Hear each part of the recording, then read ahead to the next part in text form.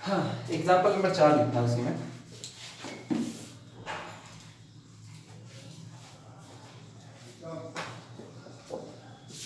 Example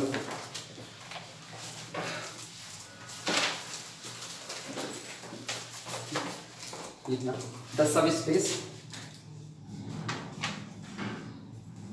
example number 4 में कुछ खास नहीं है। R3 जो होगा, R3 के जो सब स्पेस होंगे वो डायमेंशन के आधार पे तोड़े जा रहे हैं। द सब स्पेस या सब spaces of R3, 3 dimensional vector space होता है R3 या 3 डायमेंशनल में कोऑर्डिनेट वाला।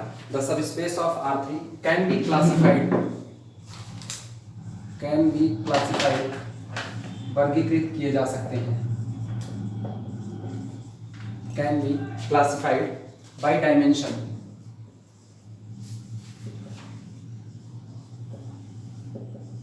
by dimension. The subspace of R3 can be classified by dimension. R3 के सबस्पेस को उनके डायमेंशन के आधार पर वर्गीकृत किया जा सकता है।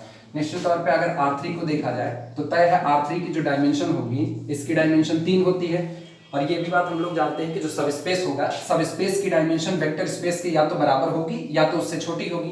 तो इससे जो सबसे पहला टूटेगा वो 0 डायमेंशनल टूटेगा। जिसकी डायमेंशन 0 होगी वो अपना 0 सबस्पेस होगा, पहला 0 सब स्पेस। इसी तरह से 1 डायमेंशन वाली लाइन मौजूद होगी, जैसे खुद x axis, y axis, z axis, तीन की तीनों 1 डायमेंशन की लाइन है, तो अगले सब स्पेस जो होंगे वो 1 डायमेंशनल सब स्पेस होगा। इसके बाद जो होगा वो R3 के अंदर में जो प्लेन मौजूद होंगे, plane passing through the origin, वो 2 डायमेंशनल वाले सब स्पेस फॉर्म करेंगे। और जिस दिन 3 डायमेंशन की बात करेंगे उस दिन R3 खुद आ जाएगा। तो इसका मतलब R3 की डायमेंशन 3 है, तो इसके जो सब स्पेस आए वो टोटल 4 टाइप के सब स्पेस आ रहे हैं। पहला 0 सब स्पेस, दूसरा 1 डायमेंशनल की लाइन, तीसरा 2 डायमेंशनल और चौथा ये R3 खुद अपना सब स्पेस होगा। इसी बात को लेते हैं।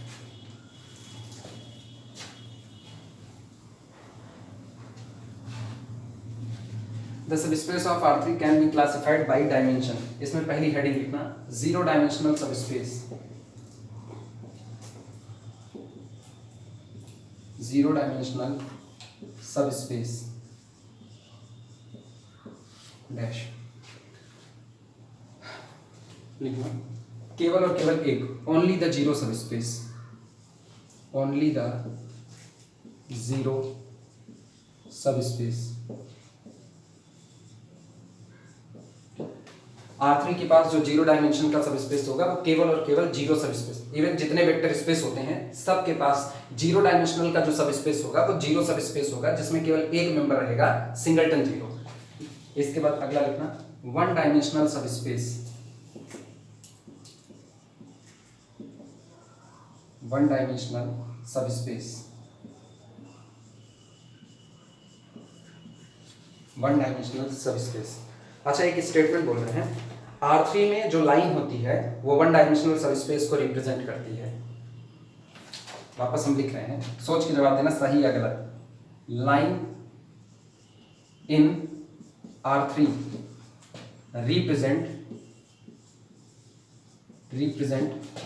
1 डायमेंशनल सबस्पेस। एक लाइन केवल लिखी गई।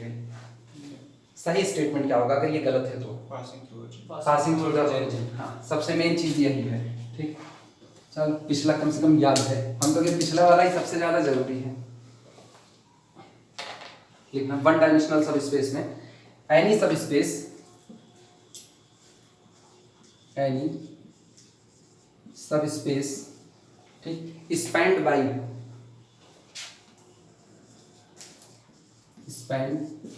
बाई कोई भी सब स्पेस जो स्पैन होता है केवल और केवल एक वेक्टर के द्वारा, any subspace spanned by a single, लेकिन उसके साथ जो सबसे इंपॉर्टेंट बात है वो जो सिंगल वेक्टर लिया जा रहा है वो खुद नॉन जीरो होना चाहिए, by a single non zero vector, non zero vector, any subspace spanned by a single non zero vector, full stop लिखना। सच सब स्पेस या सब स्पेसेस कर देना आर लाइंस। इस तरह के जो सब स्पेस होते हैं वन डायमेंशनल वाले जो किसी नॉन जीरो वेक्टर से स्पैन किए जा रहे होते हैं, वो ज्योमेट्रिकली एक लाइन को रिप्रेजेंट करते हैं और ये लाइन होती है line through the origin, line through the origin. R3 के दो सब स्पेस कटे। पहला जीरो डायमेंशनल वाला, जीरो डायमेंशनल का मतलब केवल और केवल जीरो सब स्पेस। जीरो सब स्पेस के बेसिस की बात करें तो इसका बेसिस केवल और केवल 5 होगा, और कोई भी ऐसा सब स्पेस जो केवल सिंगल नॉन जीरो वेक्टर से स्पैन हो रहा है वो वन डायमेंशनल सब स्पेस कहलाएगा। और ऐसे सब स्पेस ज्योमेट्रिकल फिगर अगर देखा जाए तो ये लाइन होती है पासिंग थ्रू द ओरिजिन। इसके बाद two dimensional sub space, two dimensional sub space. Two dimensional कोई भी दो वेक्टर जो एक दूसरे से इंडिपेंडेंट हो, एनी सब space, any subspace spanned bye कोई भी सब स्पेस जो कि स्पैन किया जाता है, spanned by two linearly independent, two linearly independent vectors, any subspace spanned by two linearly independent vectors. ठीक, बस यहीं पर फुल स्टॉप कर दें। इसके बाद अपना ज्योमेट्रिकल फिगर इसका प्लेन होगा पासिंग थ्रू द ओरिजिन। सच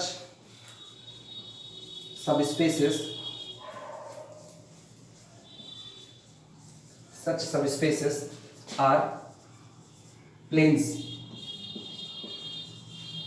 ऐसे सब स्पेस सिंपल प्लेन होते हैं, ठीक, पासिंग थ्रू द ओरिजिन या प्लेन्स थ्रू द ओरिजिन लिख दो केवल, प्लेन्स थ्रू ओरिजिन। ये तीन बेसिक होंगे और जो चौथा होगा उस चौथे वाले को सीधे सीधे R3 कह दिया जाएगा, क्योंकि तीन डायमेंशनल का आप सब स्पेस तैयार कर रहे हो। मेन वेक्टर स्पेस की डायमेंशन 3 है, सब स्पेस जो तैयार हो रहा है उसकी भी डायमेंशन 3 है, इसका मतलब दो के दोनों आपस में बराबर होंगे। तो चौथा इसी में लिख देना।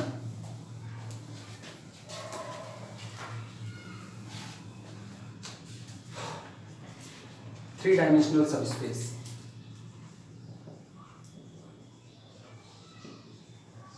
थ्री डायमेंशनल सब स्पेस, ठीक, इसमें लिखना only R3 itself, only R3 itself. R3 में थ्री डायमेंशनल का सब स्पेस खोजा जाएगा तो कोई दूसरा नहीं, खुद R3 अपने आप ही मिलेगा।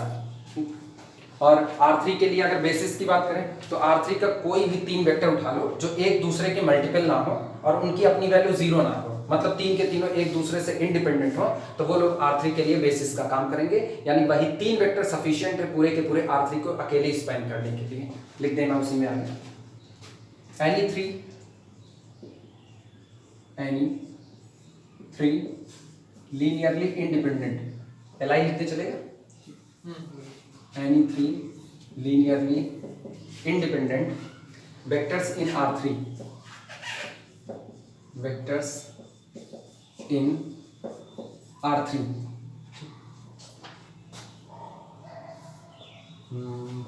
पीछे बेसिस की थ्योरी तो हो चुकी है ना इसमें, तो बेसिस वाले शब्द का इस्तेमाल करें या फिर कोई दूसरी वर्डिंग लिख दें। Any three LI vectors in R3 और लिख दो, बेसिस ना लिखते हैं, span whole R3, whole R3। R3 में कोई भी लीनियरली इंडिपेंडेंट वेक्टर उठाएंगे, तीन वेक्टर अगर वो हैं तो अकेले ही पूरे के पूरे R3 को स्पैन करेंगे। अच्छा सोच के बताओ, ये जो बात हम लिख रहे हैं any three LI vectors in R3 span whole R3, किसके बेसिस पे लिखे हैं? सोच करके जवाब देना। इस बात को जो लिखा गया है किसके बेसिस पे लिखा गया है? वो ठीक है, जान रहे हैं, सब पता है, डायमेंशन उसकी 3 है, 3 LI वेक्टर चाहिए, लेकिन किस आधार पे लिख दिया गया स्पैन होल R3? पुरानी बात का रिकॉल है। R3 का कोई भी 3 Li एलिमेंट हो गए। कैसे लिखते थे? R3 के लिए कम से कम 3 वेक्टर चाहिए जनरेट करने के लिए। जनरेट करने के बाकी कम से कम, हाँ ठीक है, अधिक से अधिक, कम से कम, मतलब एग्जैक्टली 3 चाहिए जनरेट करने के लिए। हाँ। और यहाँ पे 3 के 3 Li 3 के 3 Li है तो एक्सपेंड करेंगे होल R3। बात नहीं समझ पा रहे हो? कहीं कोई बात एक कही गई है, बड़ा सॉलिड सा स्टेटमेंट कहा गया है, वही स्टेटमेंट सुनना चाहते हैं, किसके आधार पर इसको लिखा गया है। सारी थ्योरी पढ़ी हुई है, जानी हुई थ्योरी लिखी जा रही है, लेकिन मेन नाम क्या दोगे? हिंट दें सर, ये स्मॉलेस्ट स्पेन होता है। हिंट दें, हिंट जी। कहीं पर एक बार शुरू में 5 या 6 स्टेटमेंट आए थे, फिर धीरे धीरे वो स्टेटमेंट बढ़ करके 18 तक पहुंच गए थे।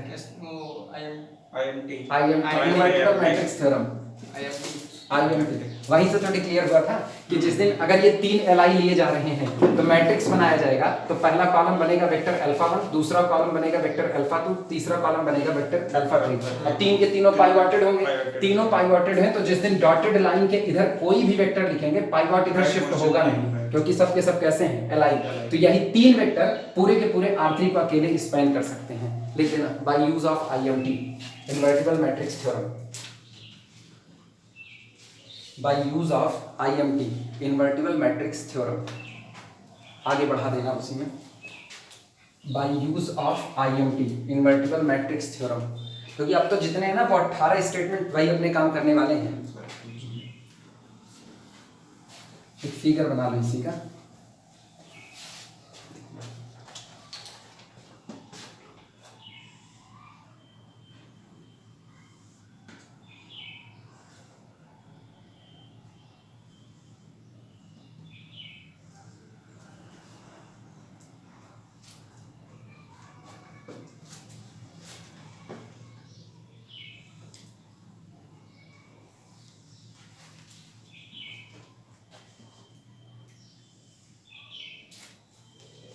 ये रहा, ये ओरिजिन है कैपिटल O, इसको हम मान रहे हैं x1 एक्सेस यानी वही x एक्सेस, ये हो गया y एक्सेस यानी x2, और इधर वाले को मान रहे हैं x3 यानी z एक्सेस।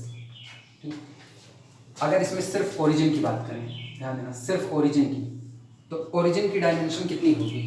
सिर्फ ओरिजिन, सिंगलटन जीरो वेक्टर, अकेला ओरिजिन ले रहे हैं, तो जब अकेला ओरिजिन ले रहे हैं तो ये होगा 0 डायमेंशनल, ये 0 डायमेंशनल होगा। अच्छा, अब कि हम इसी में एक लाइन ले रहे हैं, ये रहा line passing through the origin, तो ये लाइन कितने डायमेंशन की होगी?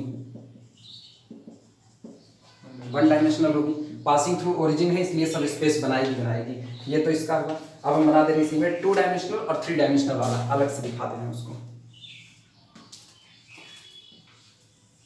2 डायमेंशनल और 3 डायमेंशनल।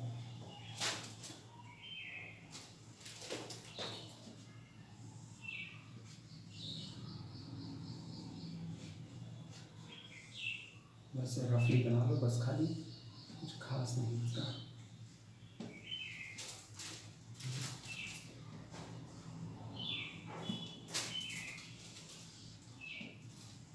ये फिर से x1, ये ओरिजिन है कैपिटल O, x1 x2 और ये हो गया हमारा x3।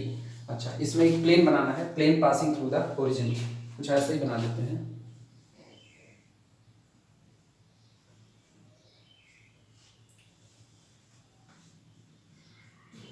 इस तरह से बना देना डॉटेड लाइन।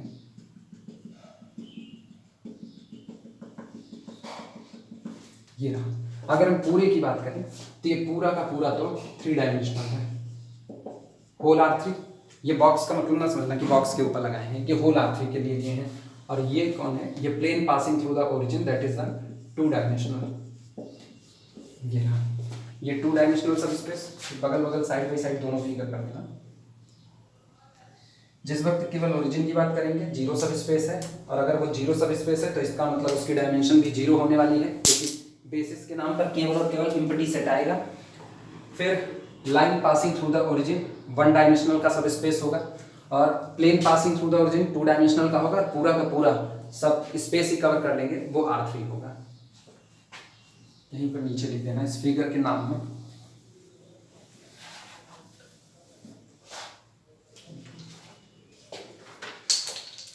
ये फिगर जो रिप्रेजेंट कर रहा है ये R3 के सब स्पेसेस को, या कह सकते हैं फाइनाइट डायमेंशनल वेक्टर स्पेस के सब स्पेसेस को दिखा रहा है।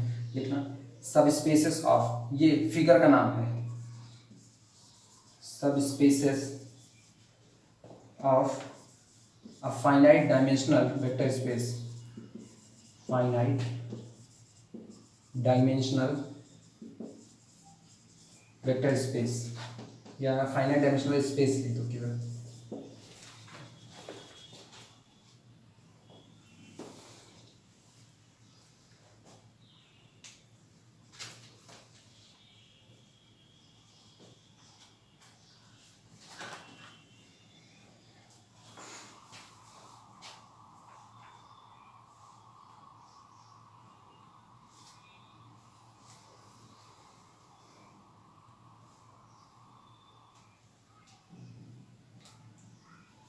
फर्स्ट ईयर वाले तो अभी सही सलामत चल रहे हैं, सेकेंड ईयर वाले खूब लापरवाही में हैं। अभी हमको आई थिंक 2 या 3 दिन हो गया उनको मैसेज किए हुए कि रेडियल ट्रांसफर वेलोसिटी जो चल रही है उसमें न्यूमेरिकल आया कि नहीं आया।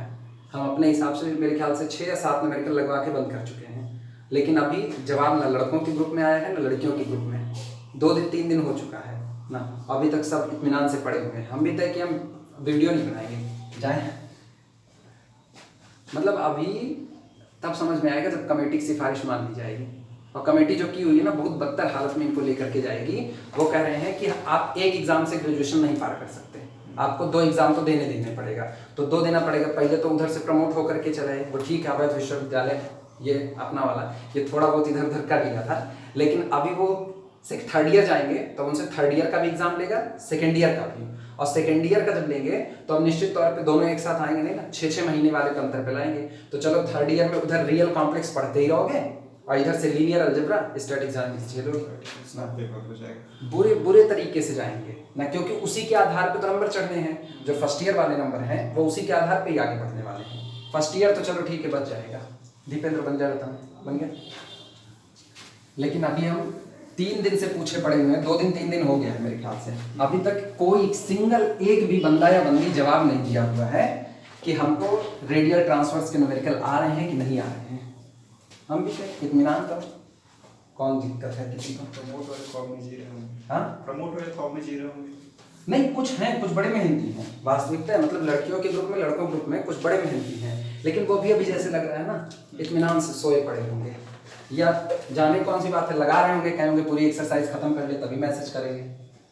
अब सुनो अगली जो थ्योरम लिख रहे हैं ये थ्योरम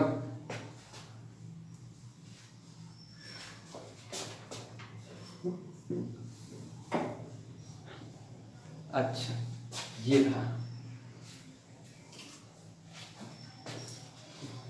अब जितना लिखा जाएगा अगली वाली जो थ्योरम होगी ये नेचुरल काउंटर पार्ट है स्पैनिंग सेट थ्योरम का। नेचुरल काउंटर पार्ट, अब नेचुरल काउंटर पार्ट सोचते रहो कि किस लिए इसको नेचुरल काउंटर पार्ट कहा गया है, उसके बाद हम बताते हैं। लिखना ये अब जो थ्योरम लिखने चल रहे हैं उसके बारे में लिख रहे हैं। दिस थ्योरम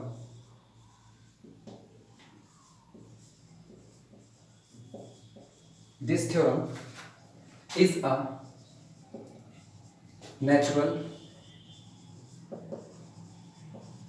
natural counterparts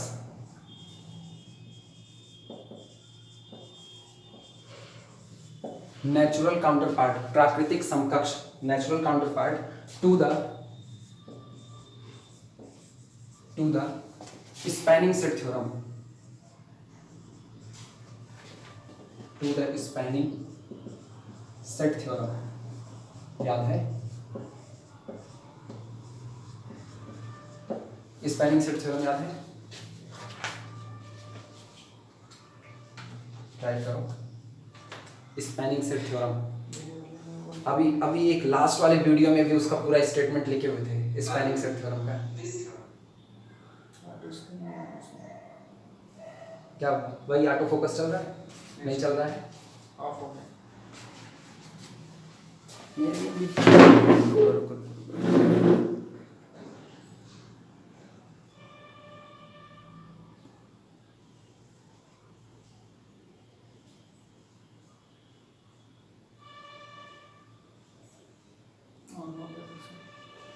बड़ी दिक्कत है ऑटो फोकस वाली।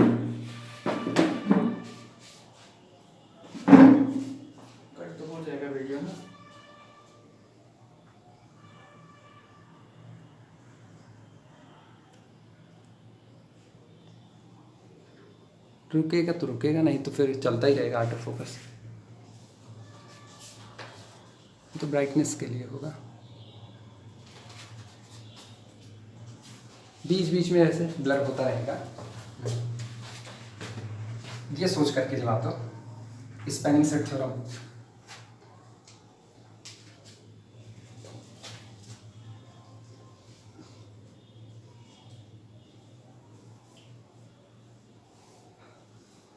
अब नहीं होगा, रुक गया, इसी पे छोड़ देंगे, इसको टच नहीं करेंगे तो नहीं होगा। ठीक है, पढ़ा रहने दो उसी पे। याद करो spanning set theorem. Spelling set तो वही बेसिस पे जो एन एलिमेंट रखते हैं।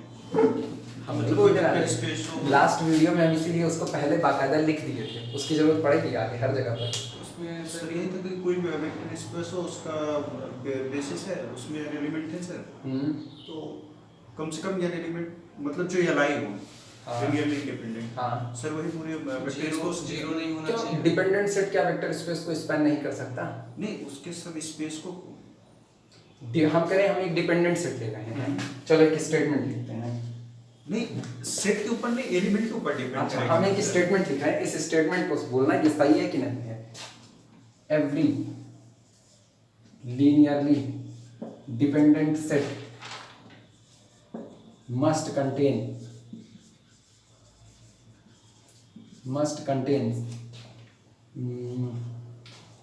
हाँ, at least one basis for some vector space। एक स्टेटमेंट वैसे लिख दिया, दुनिया में जितने भी लीनियरली डिपेंडेंट सेट होते हैं, every linearly dependent set must contain at least one basis for some vector space. Zero space हर एक वेक्टर स्पेस के लिए कम से कम एक बेसिस वो रखेंगे। सही है सर। गलत? हाँ। अगला स्टेटमेंट लिख रहे हैं।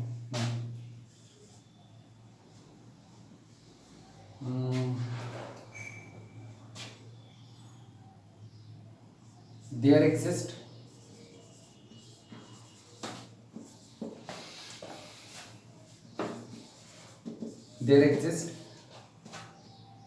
at least one subset for all set। There exists at least one subset for every set such that this subset work as basis for some vector space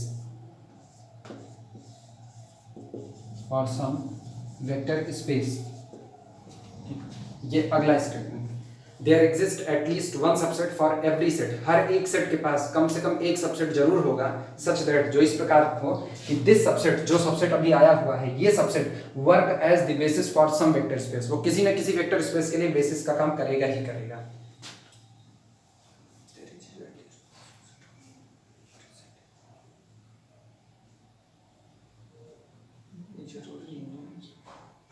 सोच लो, हम एकदम इत्मीनान पे रुके हुए हैं।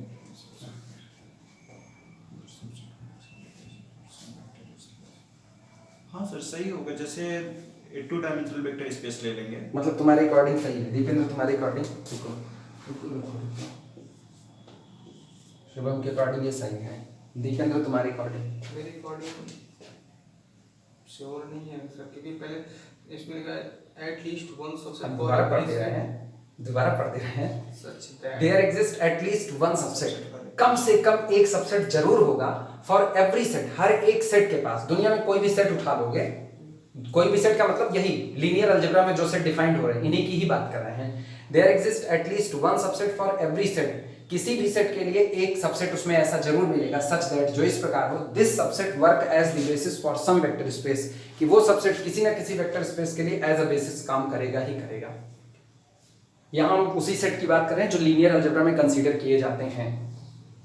R3 होगा तो R3 का सबसेट दिया जाएगा, R4 होगा तो R4 का लिया जाएगा, कॉम्प्लेक्स के फंक्शन होंगे तो कॉम्प्लेक्स के फंक्शन का लिया जाएगा, collection of all real valued function होगा तो उसका सेट लिया जाएगा। बता दो सर, पहले सबसेट पे देखना पड़ेगा, सबसेट LI है LD है, तो तभी तो हम इसको बोल सकते हैं सम के लिए। अब मान लो 0 हो गया तो सर हमेशा नहीं, फॉर एवरी सेट के लिए नहीं होगा। और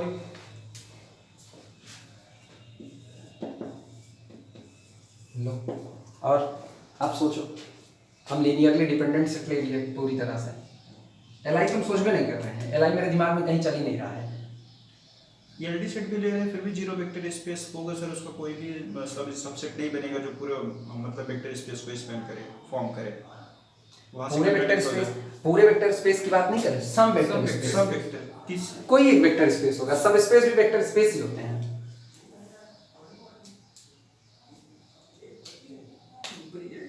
हाँ ये है, अभी ये सीक्वेंस टूटा हुआ है इसीलिए दिक्कत है। क्या दिन बाद मुलाकात है?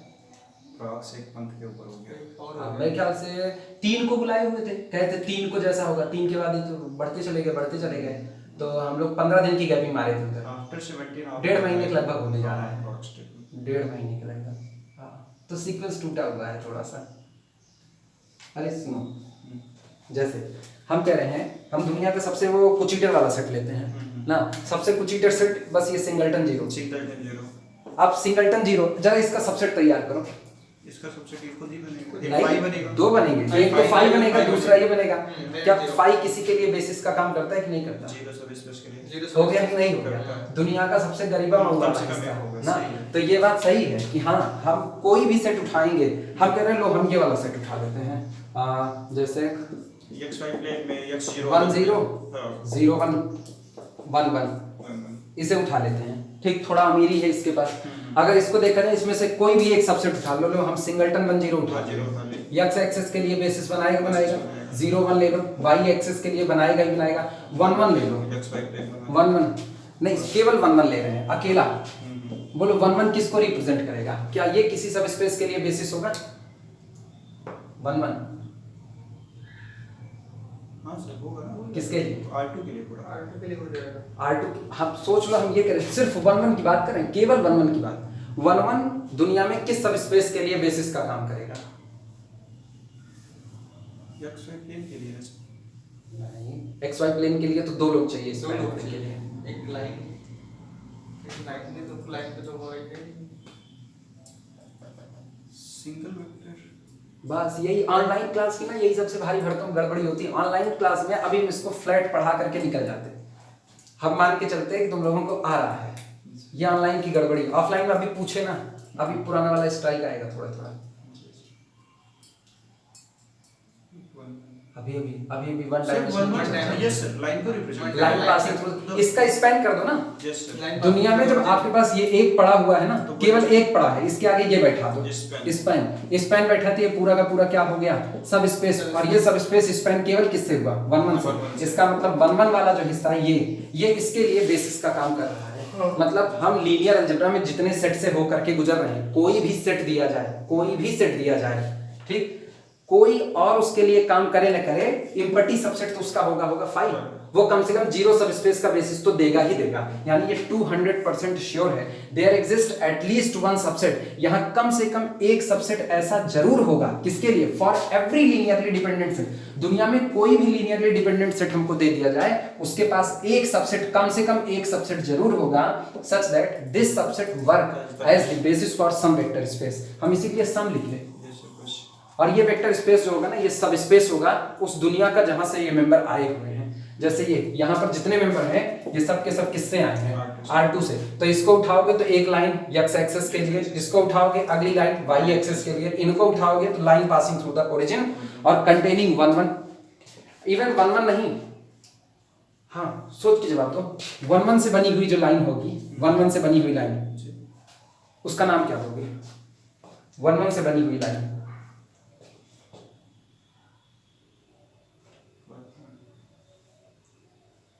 1 1 से बनी हुई line passing through the origin, मतलब स्पैन ऑफ दिस वेक्टर। सब स्पेस तो होगा, ये तो कंफर्म है, सब स्पेस होगा।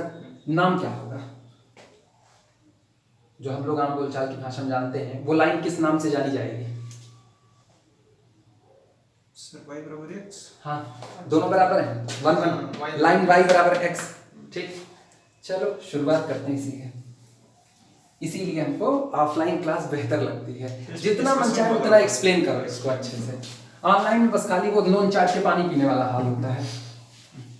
जाने कैसे लोग भाई क्या ही कहा जाए भाई, जैसे गाँव में कहावत होती है ना, झुठनी माई पाल आगे झुठना पूत जिया, वो हाल है।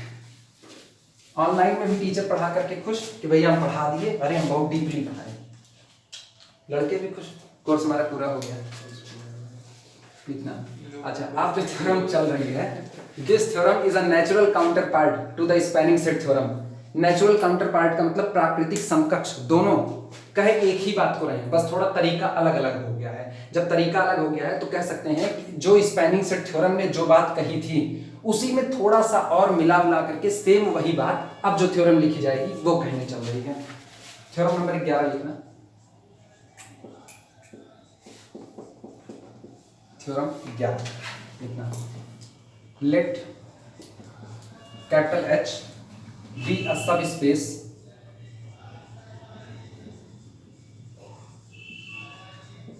माना कैपिटल H कोई दिया गया सब स्पेस है ऑफ फाइनाइट डायमेंशनल,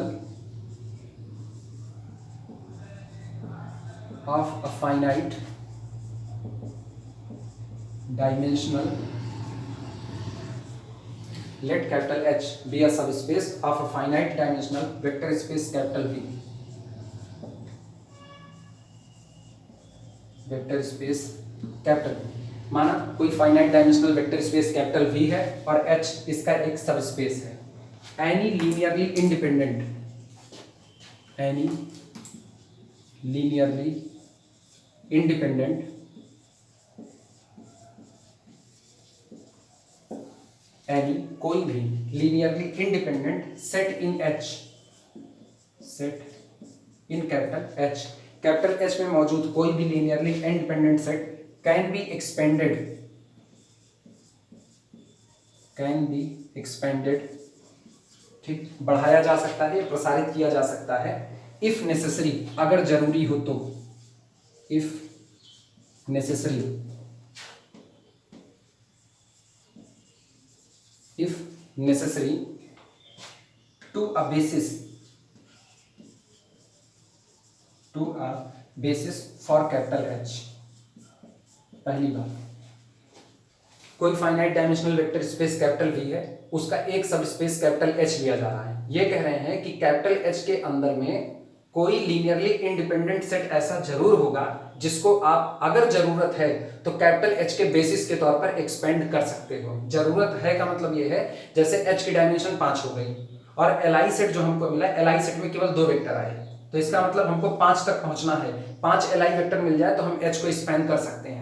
तो इसका मतलब उस लीनियर जो पहले से लीनियरली इंडिपेंडेंट था उसमें हमने और मिलावट की H को बनाने के लिए, लेकिन मिलावट करते वक्त इस बात का ख्याल रखा गया कि जो सेट फाइनल स्टेज में तैयार हो वो भी लीनियरली इंडिपेंडेंट की प्रॉपर्टी को प्रिजर्व करके रखें। लिखना फिर आगे इसी में, आल्सो इसके साथ ही, चूंकि कैपिटल H आया है फाइनाइट वेक्टर स्पेस की दुनिया से, मतलब फाइनाइट डायमेंशन की दुनिया से, इसीलिए खुद कैपिटल H की भी डायमेंशन फाइनाइट ही होगी और कैपिटल V की डायमेंशन को पार नहीं कर पाएगी, या तो बराबर पहुंचेगी या तो कम पर रुक जाएगी। लिखना also capital H is finite dimensional,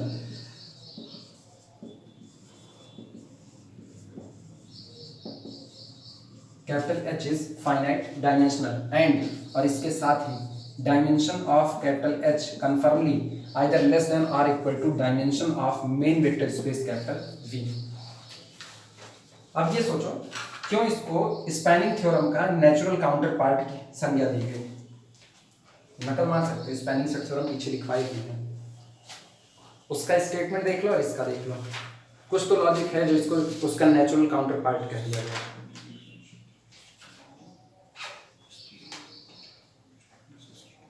प्राकृतिक समकक्ष,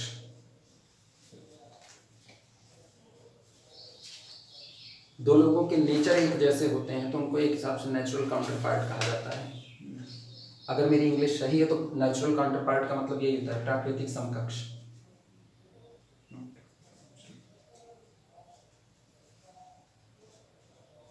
एग्जाम्पल के तौर पे अगर कोई हरदम झगड़ा करने को उतारू हो तो उसके नेचुरल काउंटर पार्ट से भिड़ा हो, मतलब एक ऐसे आदमी से जो वास्तविकता में उससे ज़्यादा झगड़ा कर सकता है, उतना तो कर ही सकता है।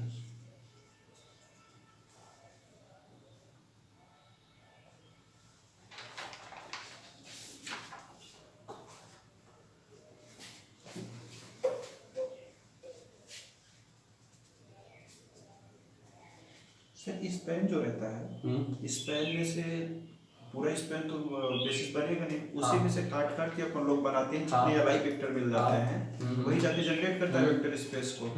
और ये भी यही कर रहा है बेसिस में, अगर पूरे जैसे R2 को या R5 किसी को भी जनरेट करना है, उतने एलाई वेक्टर अपने पास नहीं है, तो अपन लोग इसमें एक्सपेंड कर रहे हैं, बढ़ा रहे हैं।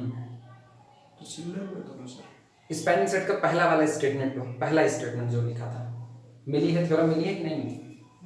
स्पैनिंग सेट थ्योरम का पहला हिस्सा,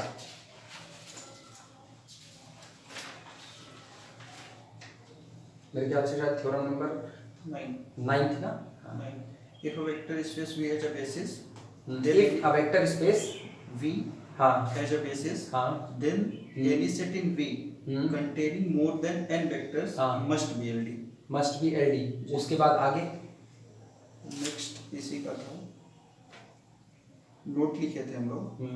If a vector space V has a basis, then each Li set in V has no more than n vectors. नहीं, स्पैनिंग सेट थ्योरम ही पढ़ रहे हो। Spanning set theorem, theorem number 9 नहीं था, theorem number 10 था क्या? वो पीछे है, इसके पहले वाले चैप्टर में निपटा चुके हैं उसे, स्पैनिंग सेट थ्योरम।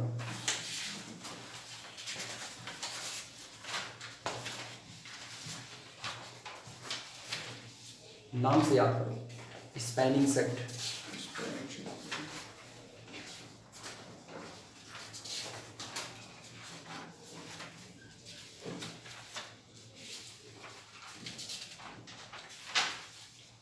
डेविड सीलेम मेरे ख्याल से पेज नंबर 221 के 222 के आसपास पढ़ता था।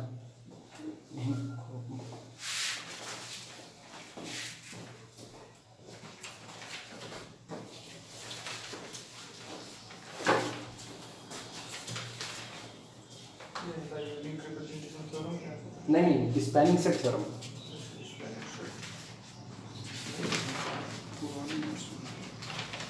दो 255 इसी के सबके आसपास था, अगर याद आ रहा हो तो। 4.4 में है, 4.4 में 4.4 थ्योरी यहाँ लिखा है, नहीं याद आ रहा। कुछ ऐसा था जैसे, अरे स्पैनिंग सेट की बात की, जैसे वहां पर शायद कहा गया था कि अगर कैपिटल एस कोई दिया गया सेट है जिसमें एलिमेंट है V1, V2, V3 so on चलते चलते VP, ये दिया गया है, और कह रहे हैं कि ये जो सेट कैपिटल एस है ये पूरे के पूरे किसी सब स्पेस या किसी वेक्टर स्पेस H को स्पैन कर सकता है। ये H is equal to the span of capital S. ये देखना,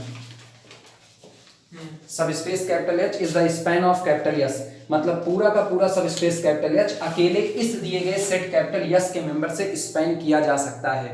तो ऐसे केस में अगर हम कहते हैं कि इसमें यहां कहीं पर कोई एक वेक्टर VK मौजूद होगा, याद करो, कोई एक वेक्टर VK मौजूद हो जो बाकी बचे वेक्टर का लीनियर कॉम्बिनेशन है, तो VK को डिलीट कर देने के बाद भी स्पैनिंग की प्रॉपर्टी डिस्टर्ब नहीं होगी।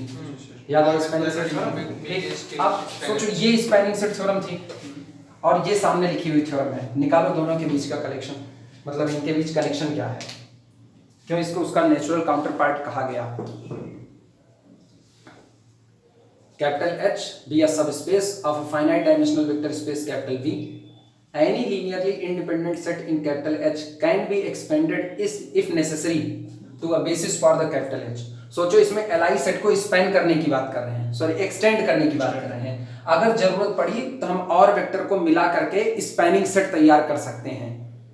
Can be expanded if necessary to be a basis for capital H, लेकिन Li प्रॉपर्टी को बचा करके रखेंगे, Li डिस्टर्ब नहीं होना चाहिए। इसमें क्या कर रहे थे, इसमें एक तो डिलीट मार करके बना रहे थे, हम कह रहे थे कि स्पैन तो करेगा, इसकी तो गारंटी दे दिए, और गारंटी दे दिए स्पैन करने की, तो दोनों के बीच में केवल एक बात का अंतर है, यहाँ मिलाया जा रहा है, यहाँ निकाला जा रहा है, क्योंकि स्पैन होना Li की गारंटी नहीं है, स्पैन होना एलआई की गारंटी नहीं है और एलआई होना स्पैन की गारंटी नहीं है। तो दोनों डिट्टो एक ही बात कह रहे हैं, बस कहने के तरीके बदल गए हैं। इन्होंने कहा हम आपको एलआई सेट थमा रहे हैं, जरूरत पड़े तो एलआई में और वेक्टर को मिला करके एलआई प्रॉपर्टी को प्रिजर्व रखिए, बेसिस तक पहुंच जाइए। यहाँ क्या था, यहाँ करते हैं अगर ये पूरा का पूरा सेट कैपिटल एच को स्पैन करता है और इसमें कोई एक वेक्टर बाकी बचे लोगों का लीनियर कॉम्बिनेशन है तो इसको डिलीट कर देने से भी स्पैनिंग के नेचर पर कोई फर्क नहीं पड़ेगा। तो यानी एक एक एक एक कॉल है क्या, अच्छा हम के कॉल है, एक एक एक एक इसमें से डिलीट कर देने पर भी स्पैनिंग का बिहेवियर डिस्टर्ब नहीं होगा।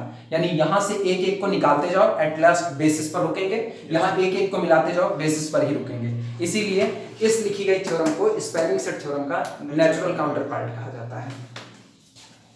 चलो इसका प्रूफ देखते हैं फटाफट। ये दोनों का मोटिव वही है कि वेक्टर स्पेस बेसिस तक पहुंचना, बेसिस तक पहुंचना, इधर मिलाते मिलाते मिलावट करते हुए पहुंच रहे हैं, उधर कटान छटान करते करते पहुंच रहे हैं।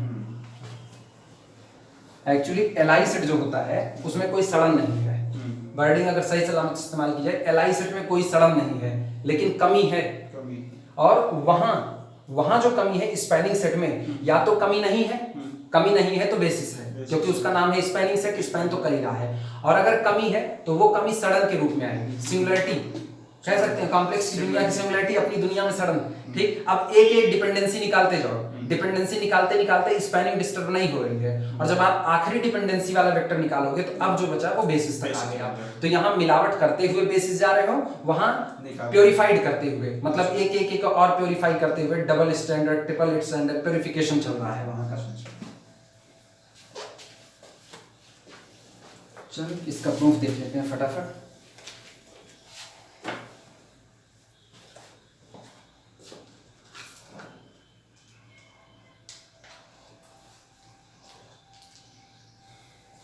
ध्यान देना, पहले इसका खाका खींच दें वैसे ही, उसके बाद फिर प्रूफ डालते हैं। जैसे एग्जाम्पल के तौर पे मान लो, ये तो कहा ही गया है कि कैपिटल एच इज सब स्पेस, लिखना मत इसको अभी, कैपिटल एच इज सब स्पेस ऑफ कैपिटल बी, उसका सब स्पेस है, लेकिन कैसा है ये नहीं पता। तो दो पॉसिबिलिटी बनती है। पहली पॉसिबिलिटी की है कि या तो ये एक जीरो सब स्पेस होगा, सबसे पहली पॉसिबिलिटी, और या तो अगर होगा तो नॉन जीरो सब स्पेस। बस दुनिया में दो ही तरह के सब स्पेस मिलेंगे, आइदर जीरो सब स्पेस या फिर नॉन जीरो सब स्पेस। अगर ये जीरो सब स्पेस है तो इसका मतलब capital H is equal to only singleton zero, basis तलाशने की कोई जरूरत नहीं है, बेसिस कौन होगा, 5 होगा। और अगर ये नॉन जीरो सब स्पेस है, नॉन जीरो सब स्पेस, तो निश्चित तौर पे ये कह रहे हैं जो स्टेटमेंट है एनी लीनियरली इंडिपेंडेंट सेट इन एच, तो चलो कैपिटल एच में एक एलआई सेट मान लेते हैं। तो कैपिटल एच का अगर हम एलआई सेट निकालें तो वो एलआई सेट हम थोड़ी देर के लिए मान रहे हैं U1 U2 U3 और इस तरीके से चलते चलते माना UK, ये ले लिया। ठीक, आज की तारीख में हम करें ये एलआई सेट है। अगर ये एलआई सेट है और इसने अकेले कैपिटल एच को स्पैन कर लिया तो इसका मतलब जो एलआई है स्पैन कर रहा है, एलआई के साथ स्पैन जुड़ गया। अब यही कैपिटल एच के लिए क्या बन जाएगा, बेसिस। लेकिन अगर इसने कैपिटल एच को स्पैन नहीं किया, रोक लग गई, कैपिटल एच को ये पूरा पूरा स्पैन नहीं कर पा रहा, तो इसका मतलब है कि कैपिटल एच के पास कोई ना कोई एक वेक्टर अल्फा ऐसा जरूर मौजूद है which alpha can not be written as the linear combination of these vector. ना तो ये अल्फा इनमें से किसी का लीनियर कॉम्बिनेशन है, ना किसी का मल्टीपल है। ठीक, तो अल्फा ना कहकर चलो इसको कह रहे हैं UK+1। मान लिया H के पास UK+1 है और UK+1 यहां मौजूद जितने वेक्टर हैं K वेक्टर, इनमें से किसी का ना तो मल्टीपल है और ना तो इनके लीनियर कॉम्बिनेशन में लिखा जा सकता है। तो इसका मतलब B can not span capital H by the use of this vector. तो UK को स्पैन करना है, UK को स्पैन करने के लिए हम कहते हैं UK इनमें से किसी का लीनियर कॉम्बिनेशन नहीं है। मतलब यहां पर UK को लगा देने पर भी, सेट के अंदर UK+1 को लाने पर भी सेट की डिपेंडेंसी डिस्टर्ब नहीं होगी, सॉरी इंडिपेंडेंसी डिस्टर्ब नहीं होगी। सेट आज भी कैसा बना रहा, एलआई बना रहा। अब फिर चेक करते हैं, अगर अब इस नए बने हुए सेट ने कैपिटल एच को पूरा पूरा स्पैन कर दिया तो एलआई है, स्पैन कर रहा है, इसका मतलब ये कौन है, बेसिस है। लेकिन फिर पता चलता है फिर ये बेसिस नहीं बना, इसका मतलब फिर यहां पर कोई एक वेक्टर UK+1 ऐसा मौजूद है, सॉरी UK+2 ऐसा मौजूद है जो ना तो इनमें से किसी का मल्टीपल है, ना इनके लीनियर कॉम्बिनेशन में आ रहा है। तो फिर मिलावट की जाएगी। अब की बार इसमें फिर यही यू के प्लस 2 को मिला देते हैं और ये प्रोसेस ऑनवर्ड करते रहते हैं तब तक जब तक कि पूरा का पूरा कैपिटल एच को स्पैन करने वाला सेट नहीं मिल जाता। और दूसरी बात, ये जितने मेंबर आ रहे हैं ये आ रहे हैं एच से और एच आ रहा है किससे, कैपिटल वी से। तो इसका मतलब हम इसमें मिलावट करते जाएंगे और इसकी डायमेंशन हम कह रहे हैं इसकी डायमेंशन n है। तो n वेक्टर जिस दिन पहुंच जाएंगे, मान लो हम ये प्रोसेस करते n तक पहुंच गए, n पर पहुंचने पर कैपिटल H पूरा स्पैन हो रहा है। तो इसका मतलब H और V दोनों एक ही हैं, दोनों अलग अलग नहीं है। और अगर पहले रुक जाते हैं तो सोचो पहले रुक गए तो कम वेक्टर H को स्पैन कर रहे हैं, यानी dimension of capital H confirmly less then dimension of capital V। मिल गया। और अगर बराबर पर पहुंच गए तो इक्वल हो जाएगी डायमेंशन, तो dimension of H is less than or equal to dimension of V। ऊपर से इसकी डायमेंशन अगर n है तो हम लोग एक थ्योरम पढ़ चुके हैं कि अगर आपका सेट, अगर आपके वेक्टर स्पेस की डायमेंशन n है तो उसमें जो हाईएस्ट एलआई सेट मिलेगा, हाईएस्ट ऑर्डर वाला एलआई सेट, वो कुल क्या वेक्टर रखेगा, n।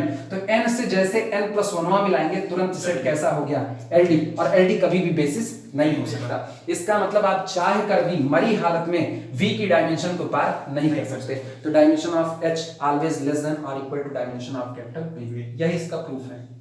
लिखा जाए, चलो शुरुआत करते हैं।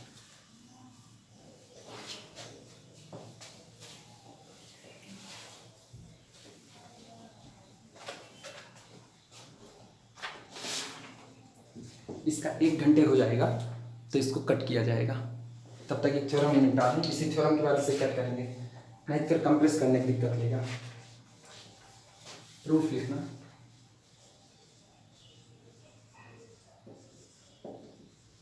एक्चुअली हम लोग इसको इतने दिन से रोक रखे थे ना, अब ये दिक्कत देगा और रुकेगा तो इसको चलाना पड़ेगा। एक तो वैसे CSIR वाले मेहरबान है थोड़ा सा, 2 महीने पोस्टपोन किए। हाँ तो अरे तुम मान के चलो, हमें तो नहीं लग रहा है CSIR वाले इतनी जल्दी अब आने वाले हैं ना, हमें तो नहीं लग रहा है। आफ्टर दिसंबर जाएगा, या तो दिसंबर करवाएंगे और या तो दिसंबर के बाद करवाएंगे। दिसंबर तो नहीं कराने वाले, लेकिन वैसे नीट का एग्जाम अगस्त में डेट आ गई।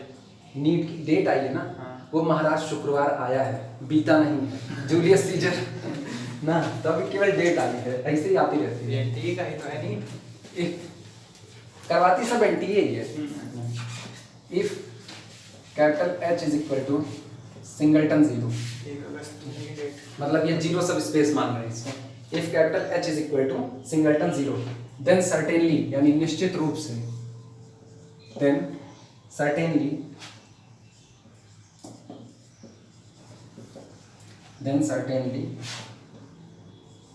सर्टेनली का मतलब वो लिख लेना निश्चित रूप से, then certainly dimension of H is equal to 0 and confirmly less than dimension of capital V। चाहे लेस देन करो चाहे less than or equal to लिख दो, ऊपर हो गया ज्यादा क्या, ये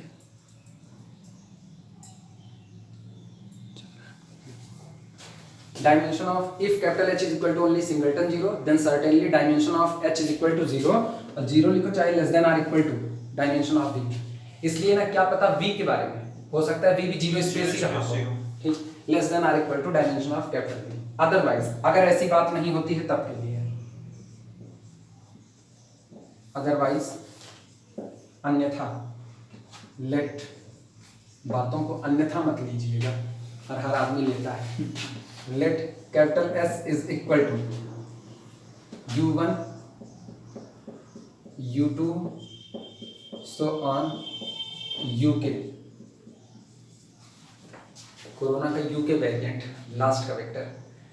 late capital S is equal to U1 U2 up to so on UK are linearly या is linearly independent, is linearly independent subset of capital H। माना कैपिटल S कोई लीनियरली इंडिपेंडेंट सबसेट है कैपिटल H का, अगर Li तो है ही है, span कर गया तो तुरंत बेसिस बन जाएगा। लिखना if capital S span H, अगर कैपिटल S यानी जो सेट आया हुआ है ये सेट कैपिटल H को अकेले पूरा पूरा स्पैन कर ले, ठीक, then capital S is a basis for capital H. ऐसे केस में कैपिटल एस एच के लिए बेसिस का काम करेगा। और अगर ना कर पाया तो इसका मतलब एच ने अपने अंदर में किसी ऐसे वेक्टर को जगह दी हुई है जो वेक्टर इन लोगों से स्पैन नहीं किया जा सकता, लिखना। अदरवाइज, फिर अन्यथा, अदरवाइज देयर इज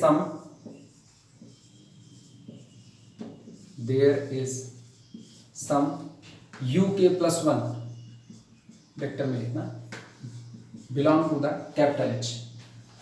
और अगर ऐसा नहीं होता कि मतलब कैपिटल एस बेसिस नहीं बन पाता है तो निश्चित तौर पर कोई ना कोई u k plus one belong to capital H जरूर होगा।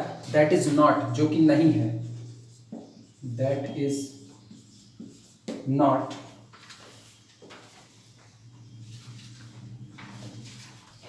in span of capital S, that is not in span of capital S।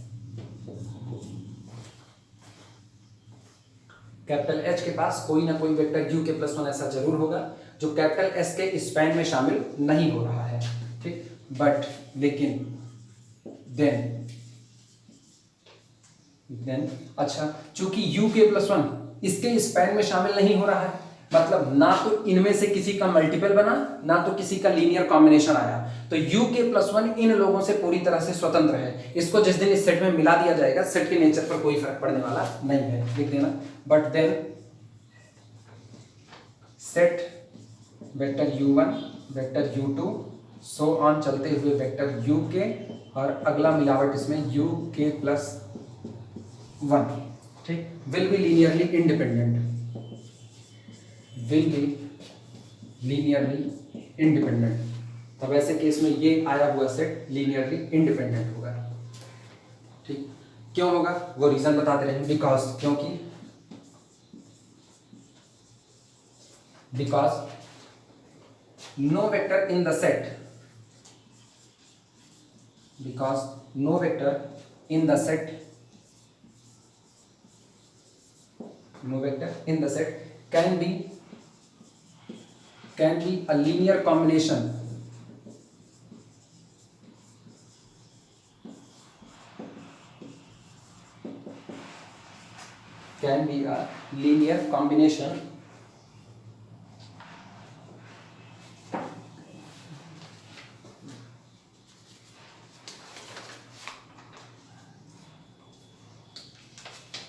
of vectors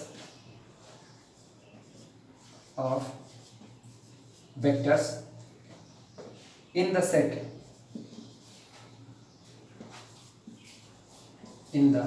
set रुको शायद थोड़ी वर्डिंग में दिक्कत है।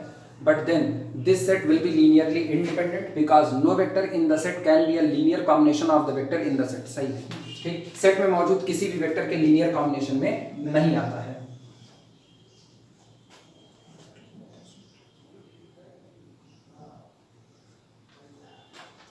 आगे सीधे कंटिन्यूइंग इन दिस वे लिखा है, कौन 20 बार करे कि एक और बिलोंग करेगा इसमें, लिखना। सो लॉन्ग एज, ठीक। सो लॉन्ग एज का मतलब जब तक, so long as the new set, हम ये प्रोसेस तब तक करते रहेंगे जब तक कि हर बार बनने वाला जो नया सेट है वो कैपिटल एच को पूरा पूरा स्पैन ना कर ले जाए। So long as the new set does not span capital H. ये काम तब तक चलता रहेगा जब तक कि नया सेट कैपिटल एच को पूरा पूरा स्पैन ना कर ले जाए, ठीक। Comma, be can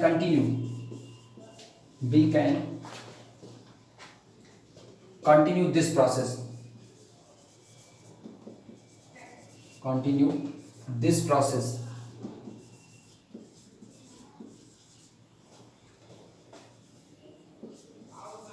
this process of expanding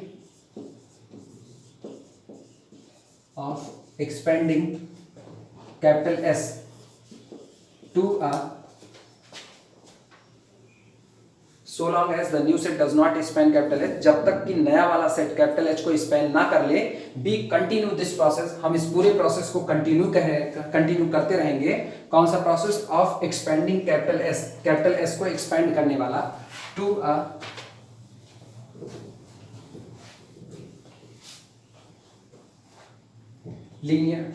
larger linearly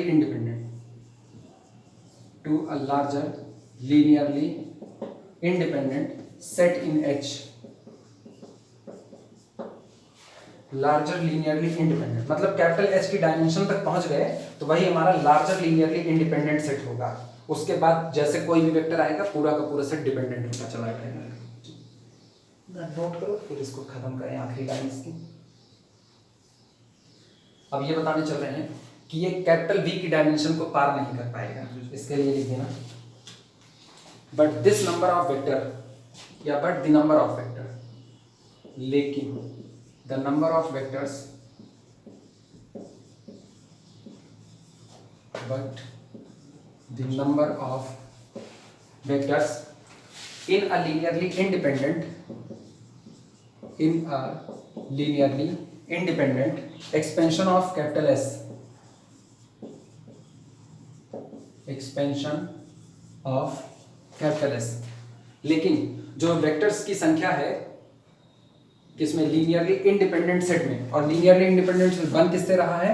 capital S के एक्सपेंशन से बन रहा है। ठीक, कैन नेवर एक्सीड, कभी भी पार नहीं कर सकती, कैन नेवर एक्सीड, कभी भी पार नहीं कर सकती है the dimension of capital V, dimension of capital V। ये संख्या कैपिटल V की डायमेंशन को पार नहीं कर सकती है। और क्यों नहीं कर सकती है उसके लिए रीजन दे देना bye theorem number 9, bye theorem 9। मन हो तो एक बार पलट करके देख लो।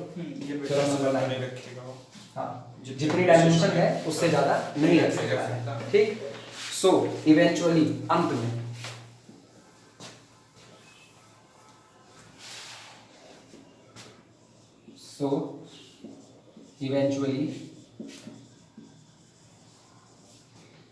इवेंचुअली का मतलब अंत में,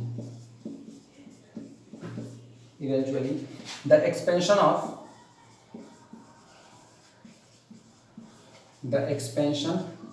of set capital S will span capital H, will span capital H। वही है जब किसी के पीछे हाथ पैर धो करके पड़ जाएंगे, स्पैन तो करेगा। पहले ये लाइन दिया था एक एक एक एक मिलाते चले जाएंगे, कभी ना कभी तो पहुंच ही जाएंगे। Will span capital H and hence, और इसलिए and hence will be a basis, और इसीलिए एक बेसिस बन जाएगा, will be a basis for capital H। और अब जो एक्सपेंशन करते करते सेट मिला वो कैपिटल H के लिए बेसिस का काम करेगा। और आखिरी line and dimension of capital H less than or equal to dimension of capital V। ये इसी पे खत्म है। अभी नहीं, इसके ऑप्शनल बनाने, इस चैप्टर से ऑप्शनल मजेदार है। इसके ऑप्शनल जब आते हैं तो पुरानी वाली पीछे की, अब तो सारी थ्योरी जुड़ गई ना, अब तो डायमेंशन तक पहुंच गया है। अब इसके बाद मेरे ख्याल से कुछ होगा, अब तो eigen value eigen vector orthogonality में चले जाएंगे। किसी भी इसको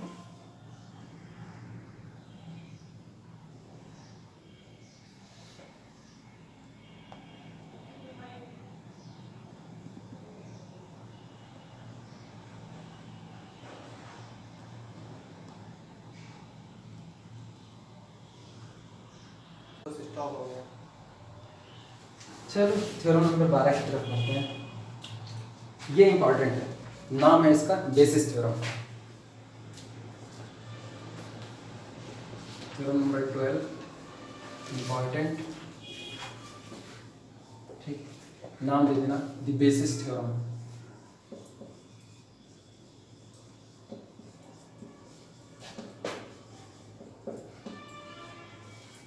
यहां से तो हम लोग आधार की बात कर रहे हैं, बेसिस थ्योरम। अभी भी ऑटो फोकस ही। अरे बहुत ड्रामेबाजी वाला काम है ये सब। हाँ चल शुरुआत करते हैं। हाँ ये करना है। न्यूमेरिकल में इसका सबसे ज़्यादा इस्तेमाल होता है। न्यूमेरिकल में बड़ी आसानी होती है इससे। जैसे ये कहा गया कि अगर किसी वेक्टर स्पेस की डायमेंशन, ध्यान देना, dimension of vector space capital we, इसकी डायमेंशन 15 दे दी गई, ठीक, एग्जाम्पल के तौर पे लिखना है इसको वैसे ही। कैपिटल वी की डायमेंशन 15 दे दी गई और अब कह रहे हैं हम कैपिटल वी से एक सेट निकाल रहे हैं जो इसका सबसेट है, और इस सबसेट के पास 15 एलिमेंट है। 15 एलिमेंट के साथ ये जो सेट बना हुआ है, यानी V1 से लेकर के V15 तक हमने कलेक्ट कर लिया। ये जो सेट बना, इस सेट के साथ हमने एक बात जोड़ दी कि ये सेट Li है, ये सेट Li है। तो दूसरी बात ये अपने ऊपर लाद करके लेकर आएगा कि ये पूरा का पूरा स्पैन कर सकता है कैपिटल वी को, मतलब स्पैन चेक करने की कोई जरूरत नहीं है। अगली बात हम कह रहे हैं कि कैपिटल वी की डायमेंशन 15 है और हमको एक सेट कैपिटल एस दे दिया गया है और कह दिया गया है कि स्पैन जिस दिन किया जाता है कैपिटल एस का, तो इसका स्पैन कुछ और नहीं कैपिटल वी आता है। तो इसका मतलब कैपिटल एस को Li चेक करने की आज जरूरत नहीं, आंख बंद करके बोल देंगे कि कैपिटल एस Li होगा ही होगा। ये न्यूमेरिकल में इसलिए इंपॉर्टेंट हो जाता है क्योंकि न्यूमेरिकल में अब अगर किसी सेट को कह दिया that set span capital V, that set span capital V, और साथ में कह दिया कि इसके अंदर उतने ही मेंबर हैं जितनी इसकी डायमेंशन है, यानी इसके अंदर मेंबर कितने आ गए 15, Li नहीं चेक करना, वो Li होगा खुलेआम छूट है। अगर कह दिया कि 15 एलिमेंट का हम इसका एक सेट निकाल रहे हैं और वो Li सेट है, तो इसका मतलब that set must be the basis for capital V. आपको ये चेक करने की जरूरत नहीं स्पैन करेगा या नहीं करेगा। Li है अपने साथ स्पैन को लेकर के आएगा, स्पैन है अपने साथ Li को लेकर के आएगा। बस एक बात है, सेट के अंदर में उतने ही मेंबर होने चाहिए जितने आपके वेक्टर स्पेस की डायमेंशन है। अच्छा, फिर जैसे हम कह रहे हैं कैपिटल वी की डायमेंशन 15 है और हमको एक सेट दे दिया गया V1 V2 से लेकर के V15 और ये बोल दिए this is a subset of capital we. सिर्फ इतना कह दिए, अब कुछ नहीं बोल सकते क्योंकि अभी तक इन्होंने दोनों में से एक भी इंफॉर्मेशन नहीं दी। इस थ्योरम में, बेसिस थ्योरम में दो में से एक इंफॉर्मेशन दी जाती है, दूसरी उसके साथ साथ आती है। दूसरी आप एजम्पशंस कर लो, वो हमेशा सही होगा। अगर Li का है 15 वेक्टर का कलेक्शन Li है तो सीधे बोलो स्पैन करेगा ही करेगा। 15 वेक्टर का कलेक्शन V को स्पैन कर रहा है, Li होगा ही होगा। इसका मतलब खुलेआम बोल सकते हैं ये 15 वेक्टर का जो कलेक्शन आया हुआ है ये कुछ और नहीं कैपिटल V के लिए बेसिस का काम करेगा। लेकिन इधर क्या किए, इधर सिर्फ ये बात कहें कि 15 वेक्टर का कलेक्शन है, ना तो हमने इसके ऊपर Li का ठप्पा लगाया है ना हमने इसके ऊपर स्पैन का ठप्पा लगाया, दोनों नहीं, दोनों नदारद हैं। और दोनों नदारद हैं तो इसका मतलब कुछ नहीं कहा जा सकता। ठीक, कहाँ राजा भोज, कहाँ गंगू तेली, इनके लिए सब सही, इनके लिए कुछ भी नहीं कह सकते, इनके लिए सब एकदम अंधेर नगरी चौपट राजा वाली कंडीशन में चलेगा। ठीक, शुरुआत करते हैं बेसिस थ्योरम की। बेसिस थ्योरम का मेन इंपॉर्टेंस यही है जो सबसे ज्यादा है कि सेट को Li नेचर पर दिया गया है, डायमेंशन के बराबर एलिमेंट दिया गया है, स्पैन बोल करके निकल जाओ, कहने की कोई जरूरत नहीं है। और स्पैन है तो Li करके निकल जाओ।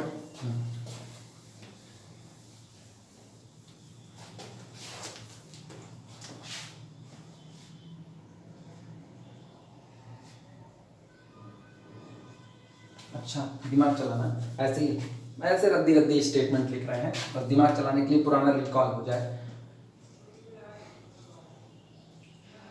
Late span of a set capital S is vector space capital V। Let span of a set capital S is vector space capital V, ठीक, and cardinality of capital S is equal to cardinality of capital V। जितने element capital S में हैं उतनी ही V की dimension है, जितने element capital S में हैं उतनी ही V की डायमेंशन है। तो इसका मतलब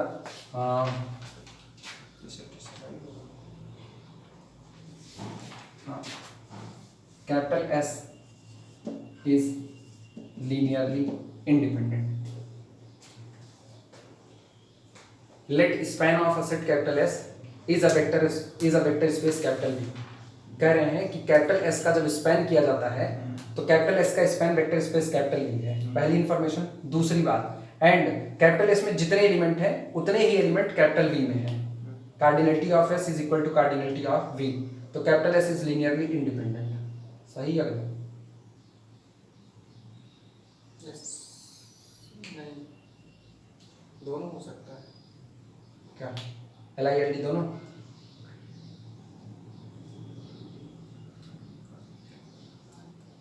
सिर्फ एक बात कर रहे हैं, कैपिटल एस कोई सेट है, उस सेट का स्पैन कैपिटल वी है और जितने एलिमेंट कैपिटल एस में हैं उतने ही element vector space capital V में है, तो कैपिटल एस एल आई होगा।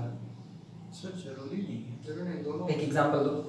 सर जैसे V में तो V वेक्टर स्पेस है, हाँ। इसमें 0 एलिमेंट होगा। हाँ। और यस में यस हाँ। भी अगर उसके इक्वल हो रहा है और यस एल आई हो रहा हाँ। है ना, पूरे वेक्टर स्पेस V को स्पेन कर रहा है। यस एल आई भी है हाँ। और कैपिटल एस के पास उतने ही मेंबर हैं हाँ।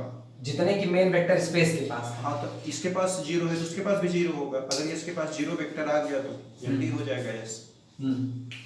जीरो वेक्टर की तरफ ही सोचना था, लेकिन एक बात सोचो, जीरो वेक्टर में अगर हम करें capital S span of capital S is equal to capital V, S is equal to singleton zero ले लिए, ठीक, तो स्पैन ऑफ कैपिटल एस जो बनेगा, स्पैन ऑफ कैपिटल एस वो भी क्या बनेगा, सिंगलटन जीरो ही बनेगा। यानी यही मेरा वेक्टर स्पेस कैपिटल वी है और आज की तारीख में cardinality of S is equal to cardinality of V, लेकिन उसके बावजूद भी एस कैसा है, लीनियरली डिपेंडेंट। इसका मतलब स्टेटमेंट गलत है। ठीक, अगले वाले में सोचना है, अगली बात हम लिख रहे हैं।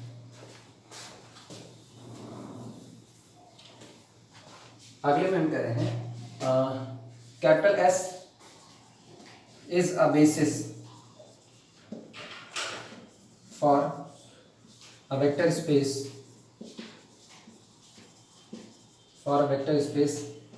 Capital B. जो सेट कैपिटल यस है वो बेसिस का काम कर रहा है किसी वेक्टर स्पेस कैपिटल वी के लिए, ठीक। Then clearly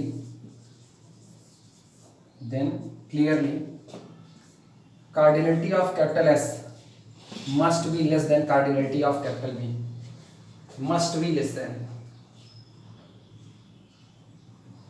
capital S is a basis for the vector space capital V. ऊपर वाले में हम बोल चुके दोनों कार्डिनलिटी बराबर थी, ठीक। अभी हम बोल रहे हैं कैपिटल एस बेसिस है वेक्टर स्पेस कैपिटल वी का, तो cardinality of capital S कंफर्मली less than होगी कार्डिनलिटी ऑफ कैपिटल वी के। तो हो सकती है। एक एग्जांपल उठाओ सर। जैसे जो सब स्पेस उठा रहे हैं ना, बेसिस उठा रहे हैं, वो पूरा जो वेक्टर स्पेस है वही बन जाए। इसमें LILD की कोई बात ही नहीं है, तो इसके पहले वाला एग्जांपल में कार्डिनलिटी की बात, कैपिटल यस की कार्डिनलिटी, कार्डिनलिटी। मतलब कैपिटल यस में मौजूद एलिमेंट की संख्या वेक्टर स्पेस में मौजूद एलिमेंट की संख्या के बराबर नहीं हो सकती है। हो सकती है। एग्जांपल तो जैसे एक वेक्टर ले लें, अभी वेक्टर जस्ट स्पेस इसके 1 पहले 0 0 वाले 1। उसके पहले वाले में मामला दूसरा था, ऊपर लिखा हुआ है वो भी ये भी। हाँ, एक वेक्टर स्पेस ले लें 1 0 0 1। रुको रुको रुको रुको, एक वेक्टर स्पेस ले रहे हैं 1 0 0 1 0 1। ये बताओ क्या क्या ये वेक्टर स्पेस है? 0 0 सॉरी, ये सेट है, इस वेक्टर सेट स्पेस नहीं है। बेसिस का काम करेगा। अपने अभी ये डेविड सीले ही सोच रहे हैं, ऊपर की थ्योरी नहीं सोच रहे। मतलब ये जो स्टेटमेंट हम यहाँ जितने लिख रहे हैं वो हम डेविड सीले पर ही लिख रहे हैं। तो स्टेटमेंट ट्रू होगा सर। ट्रू ट्रू हमेशा दिमाग चला वेक्टर स्पेस में चल जाएगा, बहुत मुश्किल काम नहीं है।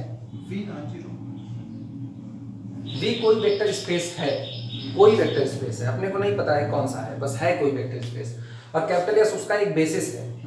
तो बेसिस में जो एलिमेंट की संख्या है वो हमेशा वेक्टर स्पेस के अंदर मौजूद एलिमेंट की संख्या से कम ही बैठेगी। 0 वेक्टर स्पेस, 0 वेक्टर पे देख लीजिए आप। उसके बाद इसका बेसिस 5 हो जाएगा।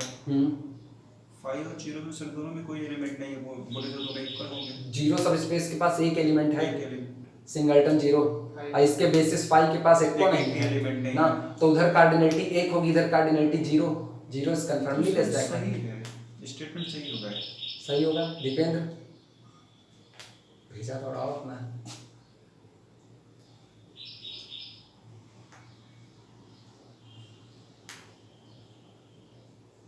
मेरे हिसाब से गलत है।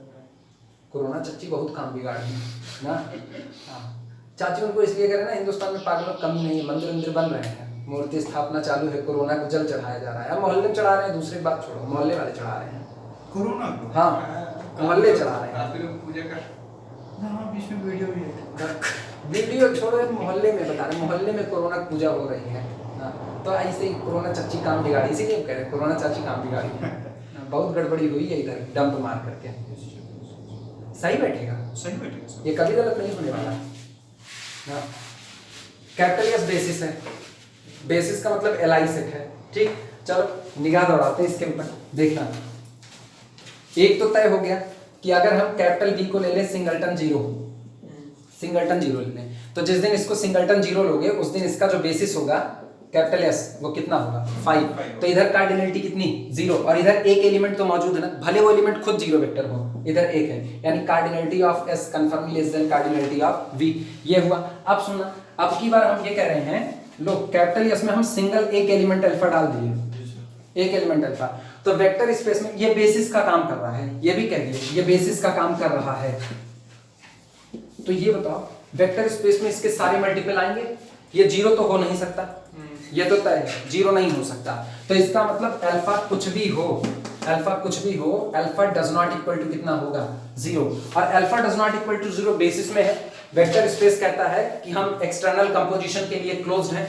उठाओ फील्ड से मेंबर, फील्ड से मेंबर उठाएंगे तो खुद वेक्टर अल्फा किसका होगा, खुद वेक्टर किसका होगा, वेक्टर स्पेस V का। सोचो अभी यही अल्फा बेसिस में था, यही V में आ गया, तो पहले तो एक और एक बराबर हो गए, अभी कार्डिनलिटी बराबर दिख रही है, लेकिन ये वेक्टर स्पेस है। वेक्टर स्पेस एक क्लोजर प्रॉपर्टी से कहेगा अल्फा प्लस अल्फा यानी 2 अल्फा भी तो हम रखेंगे ही रखेंगे। लोग एक मेंबर रख लिया ज्यादा उसने, अल्फा जीरो हो नहीं सकता, और अल्फा जीरो नहीं हो सकता तो अल्फा और 2 अल्फा दोनों अलग अलग आएंगे। तो इसका मतलब तुरंत वेक्टर स्पेस के पास 2 मेंबर हो गए, और बेसिस के पास अभी भी कितने मेंबर रुके हैं, एक मेंबर। 2 मेंबर लेकर के देखो अल्फा 1 अल्फा 2, तो सोचो बेसिस में है अल्फा 1 अल्फा 2, वेक्टर स्पेस में कौन जाएगा, अल्फा 1 जाएगा, अल्फा 2 जाएगा, अल्फा 1 प्लस अल्फा 2 जाएगा, 2 अल्फा 1 जाएगा, 2 अल्फा 2 जाएगा, इवन अल्फा 1 अल्फा 2 के सारे मल्टीपल जाएंगे। तो ये बात 100% सही होगी, क्योंकि यहां पर इसको क्या कह दिए बेसिस, पुराने में बेसिस नहीं कहे थे।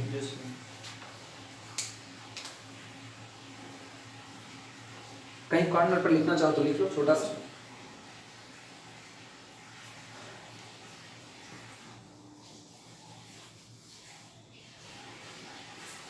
पहला वाला गलत है, दूसरा वाला सही है।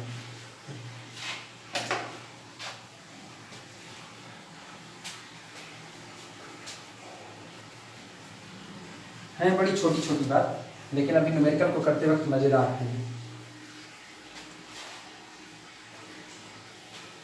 चलो बेसिस थ्योरम का स्टेटमेंट लिखते हैं, लिखना let capital V be a p-dimensional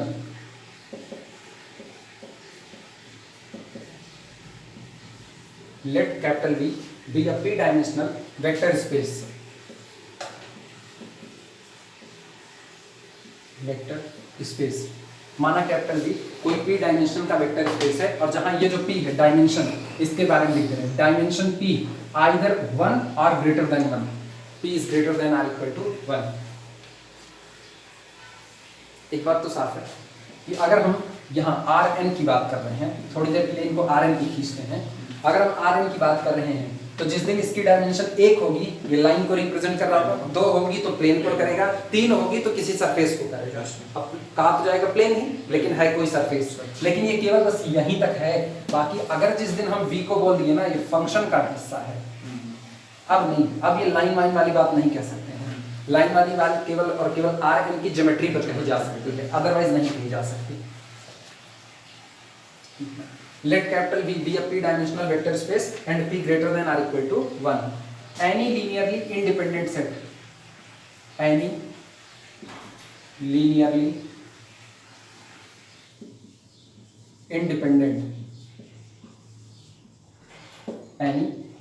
independent set of exactly p vector,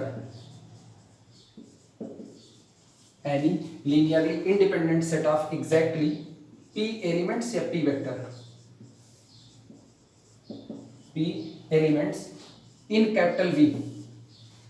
अगर कैपिटल V की डायमेंशन P है तो आप कैपिटल V में एनी लीनियरली इंडिपेंडेंट सेट, कोई भी लीनियरली इंडिपेंडेंट सेट उठा लीजिए ऑफ एग्जैक्टली P एलिमेंट्स, जो कि ठीक ठीक P एलिमेंट ही रखे, ना एक कम ना एक ज्यादा, तो वो आया हुआ सेट कैपिटल V को अकेले पूरा पूरा स्पैन कर जाएगा। लिखना इन कैपिटल V is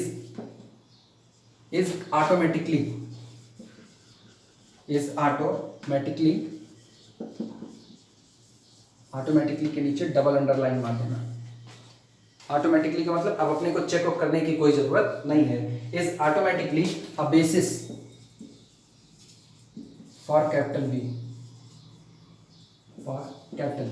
अगर कैपिटल V की डायमेंशन P है, जहां पर P greater than or equal to 1 है, तो कैपिटल V में आप P एलिमेंट का कोई भी एलआई सेट निकाल लीजिए, वो ऑटोमेटिकली कैपिटल V के लिए बेसिस का काम करेगा। मतलब दूसरी प्रॉपर्टी स्पैनिंग को फॉलो करेगा ही करेगा। ठीक, फिर लिखना any set of exactly P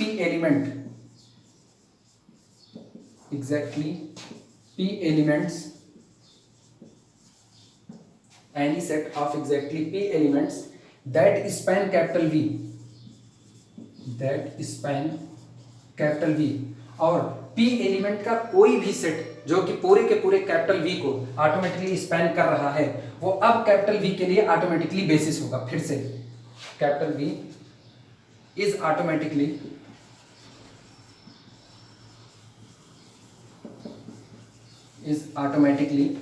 a basis for capital V, a basis for capital V।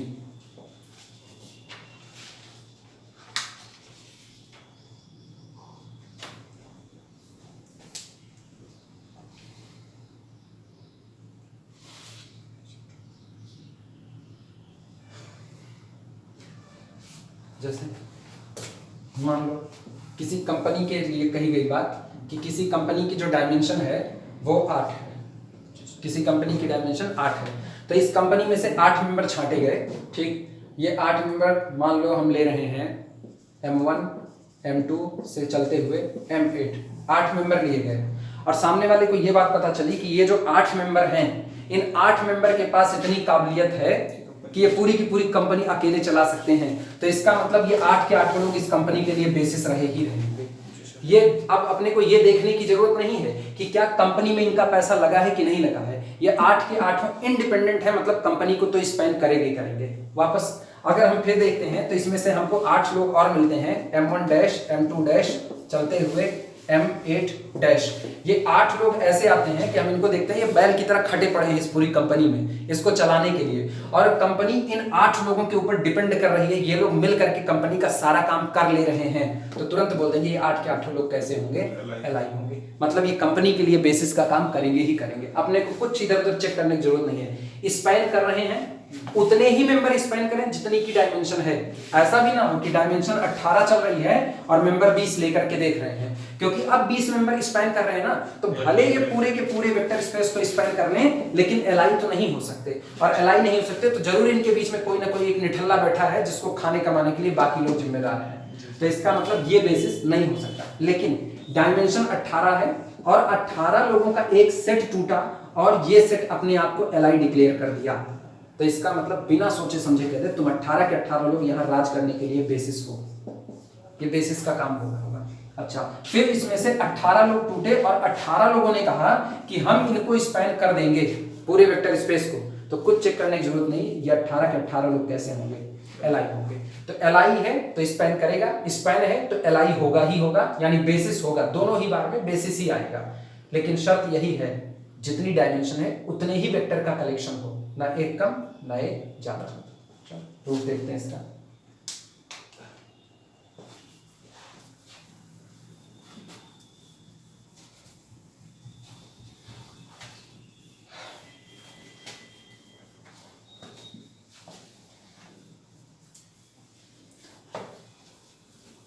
देखो, उम्मीद है अब की बार 1 तारीख को फिर से हम लोग वापस अपनी ट्रैक पे लौट सकें, बाकी तो राम मालिक।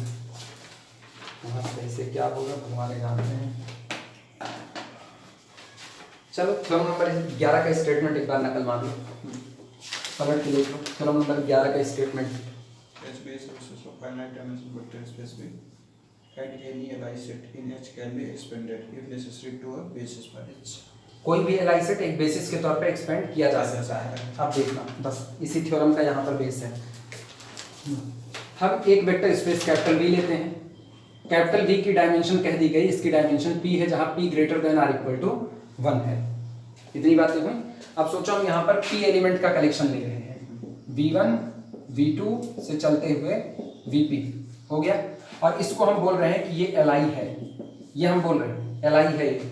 तो थ्योरम नंबर 11 कहती है कि कोई भी li set can be extended as the basis for capital V, यानी अगर हम इस सेट को कहें कैपिटल S, तो थ्योरम नंबर 11 को अगर देखा जाए तो थ्योरम नंबर 11 से if capital S is li, अगर कैपिटल S li है, then it can be expanded, it can be expanded as a basis for capital V।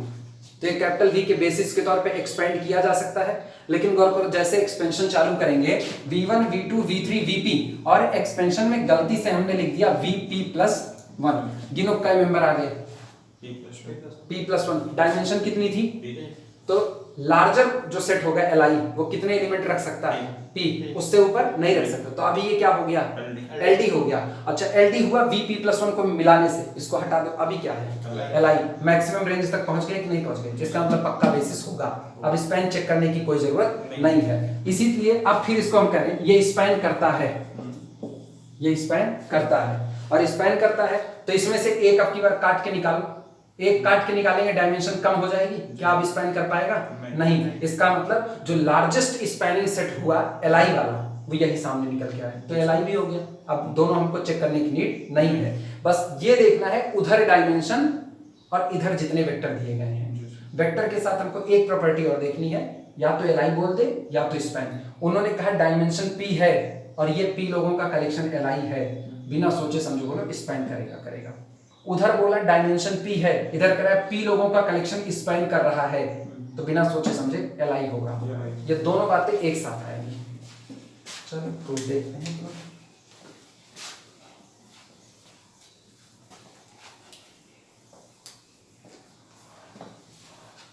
वो ग्रुप किसी का था, ग्रुप अलजेब्रा में, अरे लेक्चर से, महाराज वाले लेक्चर से, नहीं अभी नहीं स्टार्ट ही नहीं किया सर, आप बोले थे आप पढ़ाएंगे। अब वो ग्रुप तो हम पढ़ेंगे करेंगे, यही हुआ कि जैसे जैसे आप पढ़ाते जाएंगे साथ में उनका लेक्चर देखते जाएंगे। हाँ, ये भी सही सीन बना है। तब तक हम वेक्टर देख रहे हैं। जीवी सर जी ना, कुछ भी हो अपने गणित के उसमें, मतलब जीवी सर को क्रेडिट तो दिया ही जाएगा। जिस दिन फंक्शन पढ़ाएंगे उस दिन फंक्शन में बाकायदा क्रेडिट में लिखा जाएगा, काफी चीजें क्रेडिट में होंगे। हाँ, अरे बहुत कुछ है, बहुत एडिटिंग का ग्राफिकल हो गया। ये मान के चलो पूरा IIT JEE मेंस वाला जितना हिस्सा है वो पूरे का क्रेडिट उनको दिया जाएगा। हर वीडियो में नीचे डिस्क्रिप्शन से लिखेंगे जीवी सर को, जीवी सर। हाँ। अब भाई देखो, हम तो 13,000 का लेक्चर खरीद लिए, तो जब 13,000 का खरीद लिए तो हम एटॉस फैकल्टी के हो गए स्टूडेंट, अब हम एटॉसियन कहला सकते हैं, कोई दिक्कत नहीं है। लिखना प्रूफ,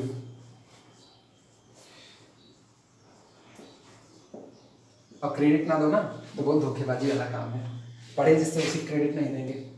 कभी देखेंगे कहीं चोरी कर बाई थोड़ा मिलेगा नहीं, चोरी करना नहीं बोलेंगे, हर आदमी एक दूसरे। अब जैसे हम पढ़ाएंगे तो जेएन सर जो एग्जांपल पढ़ाए होंगे, तो जेएन सर वाला एग्जांपल तुम इस्तेमाल करेंगे ना, तो उसको चोरी थोड़ी बोल सकते हैं ना, उसको बोलते हैं कि मतलब गुरु की पूर्ण छाप लगी हुई है आपके ऊपर, वो जाने वाली नहीं कहीं पर। By theorem 11, by theorem 11 a linearly independent,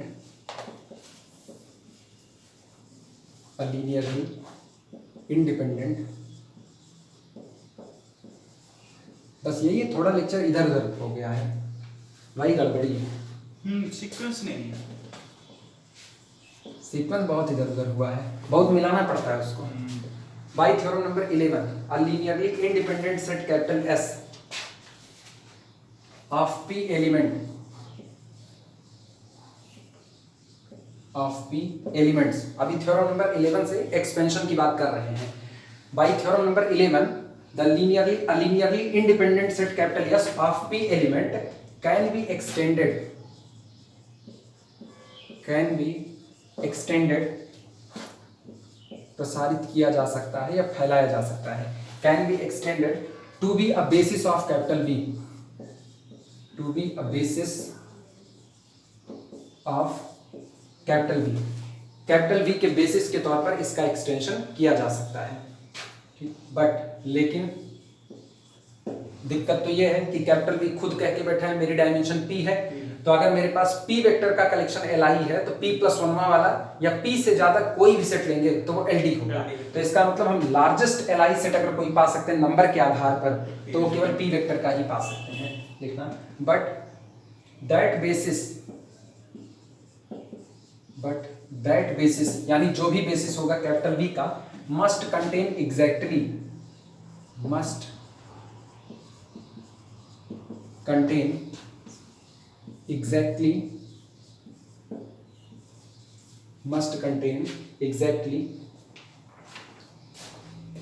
p elements. लेकिन कैपिटल V का जो भी बेसिस होगा वो एग्जैक्टली p एलिमेंट्स को कंटेन करेगा। कॉमा करके लिखना क्योंकि dimension of capital V is equal to small p, क्योंकि कैपिटल V की जो डायमेंशन है वो स्मॉल p है, ठीक। सो इसलिए अब कैपिटल S की तरफ देखें तो एग्जैक्टली p एलिमेंट लेकर के ही बैठे हैं और li हो गए हैं, तो उन्होंने इस बात को फुलफिल कर दिया है कि डायमेंशन p है तो बेसिस p एलिमेंट को ही कंटेन करेगा, इसलिए स्पैन दिखाने की अब नीड नहीं है। So capital S must already B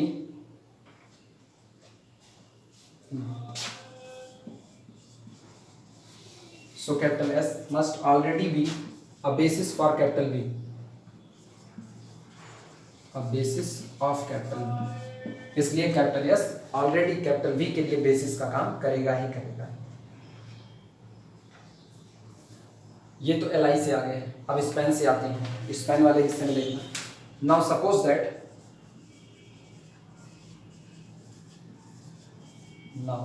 suppose that अब मानते हैं capital S has p elements, कि कैपिटल S जो कि p एलिमेंट रख रहा है has p elements and span capital V। अब की बार मानते हैं that capital S has p element and span capital V। Capital S total p element रखता है और उसके साथ कैपिटल V को स्पैन करता है। सिंस चूंकि capital V is non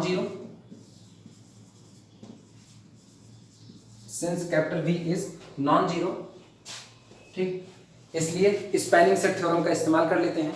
since capital V is non zero the spanning set theorem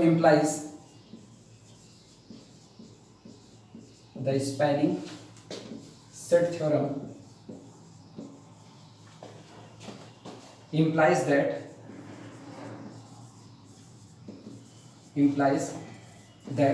spanning set theorem कहती है कि कैपिटल S का कोई ना कोई सबसेट जरूर होगा जो कैपिटल V को स्पैन करेगा ही करेगा, ठीक। implies that a subset S dash of capital S is a basis of capital V। Spanning set theorem कहती है कि कैपिटल S के पास एक सबसेट S डैश जरूर होगा जो कैपिटल V के लिए बेसिस का काम करेगा। रीजन, हम कैपिटल S को क्या माने हैं, capital S span capital V। तो अगर कोई सेट स्पैन कर रहा है तो स्पैन सेट में कटाई चालू होती है, एक एक निकालते जाएंगे बेसिस तक पहुंचेंगे। LI सेट में मिक्सिंग चालू होती है, बढ़ाते जाएंगे तब बेसिस तक पहुंचेंगे। स्पैनिंग में छटनी चालू होती है, छांटते जाओ लास्ट में बेसिस तक रुकोगे। तो इसका मतलब कैपिटल S को स्पैन माने हैं। तो अब इसका जो सबसेट होगा, सबसेट का मतलब हमने यहाँ पर काट छांट चालू कर दी, S डैश जो होगा वो इसके लिए बेसिस का काम करेगा। लेकिन सोचो V की डायमेंशन कितनी है, P। तो इसका मतलब S डैश में एलिमेंट कितने आने होंगे, P। कम नहीं आ सकते। इसकी डायमेंशन p है, तो अगर यस डैश इसका बेसिस बनना चाहता है तो यस डैश को एलिमेंट भी कितने रखने होंगे, p, और यस डैश सबसेट किसका है, यस का। इसका मतलब yes dash is the subset of yes implies that, और दोनों में एलिमेंट की संख्या सेम, इसका मतलब यस डैश और यस दोनों बराबर होंगे। तो जो बेसिस एस डैश था वो वास्तविकता में एस डैश नहीं बल्कि कौन था, यस था। लिख देना इसी बात को। since dimension of v is equal to small p, comma s dash must contain p vectors, s dash must contain p vectors, hence capital S is equal to s dash, इसलिए yes और yes dash दोनों बराबर होंगे। इसका मतलब capital yes basis हो गया v के लिए।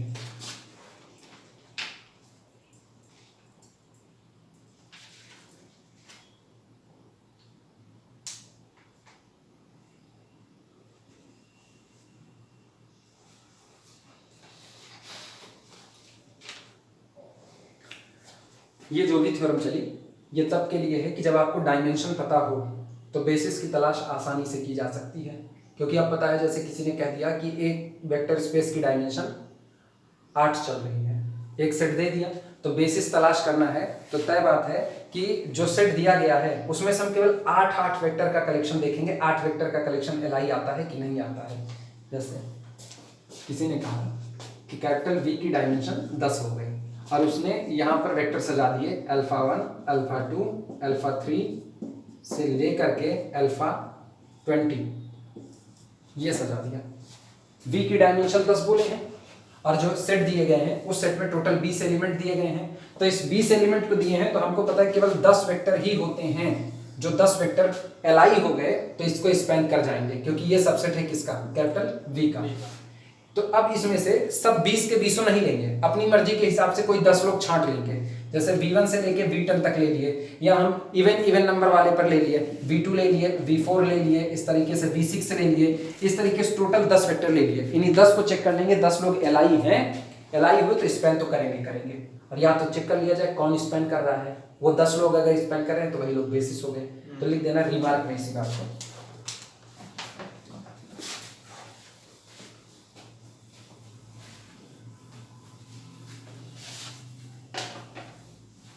इसकी थ्योरी खत्म होने वाली है, इसके न्यूमेरिकल पे हम लोग जल्दी पहुंच जाएंगे।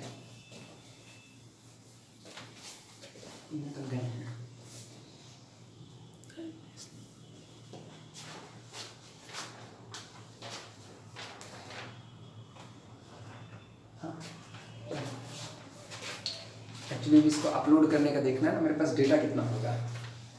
रिमार्क फैमिली पैक करना पड़ेगा, जिस हिसाब से चल रहा है उस हिसाब से यही करना पड़ेगा। अंबानी चचा को कॉल लगाई जाएगी, सर डेटा की बड़ी ज़रूरत है अब।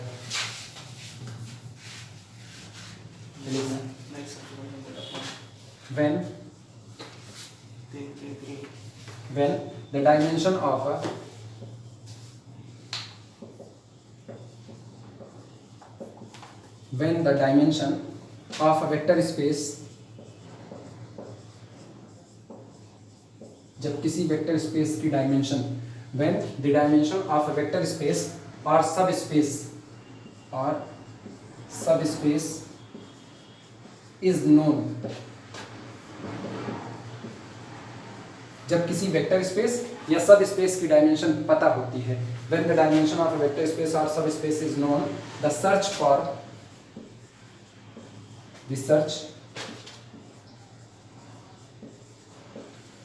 a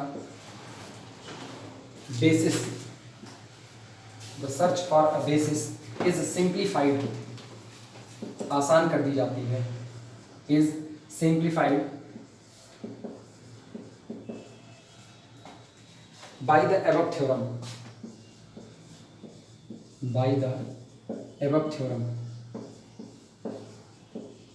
ये जब किसी वेक्टर स्पेस या सब स्पेस की डायमेंशन पता हो तो ये ऊपर वाली जो थ्योरम अभी भी की गई है ये उसके बेसिस के सर्च को काफ़ी आसान कर देती है, सिंप्लीफाइड कर देती है।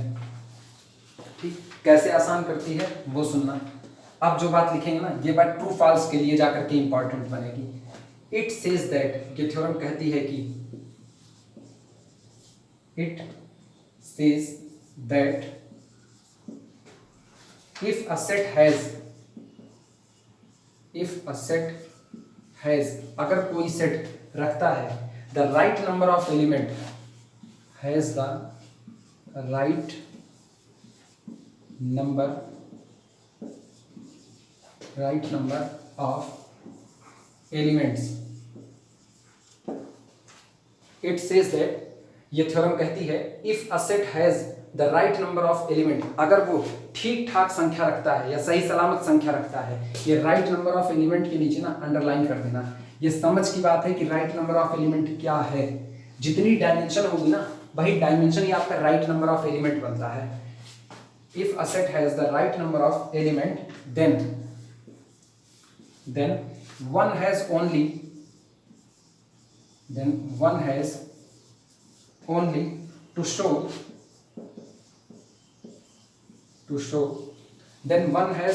show मतलब तब किसी को भी केवल और केवल ये दिखाने की जरूरत है। One has only to show का मतलब किसी को भी सिर्फ एक बात दिखाने की जरूरत है। One has only to show either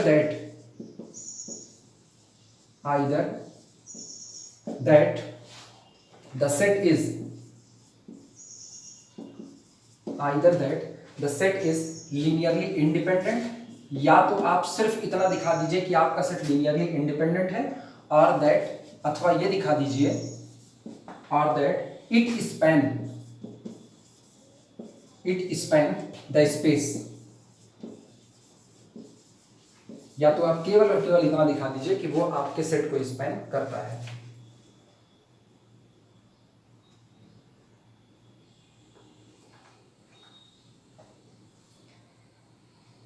actually theorem को सॉल्व करते वक्त कभी कभी स्पैनिंग से ज़्यादा आसान होता है एलआई की संख्या पता कर लेना। न्यूमेरिकल को जब सॉल्व करो, जैसे कह दिया कि एक सेट हम आपको दे रहे हैं, आप ये बताइए कि क्या वो सेट आपके दिए गए वेक्टर स्पेस के लिए बेसिस का काम करेगा, और उसने ये कह दिया कि जिस वेक्टर स्पेस के लिए तलाश है उस वेक्टर स्पेस की डायमेंशन 6 है।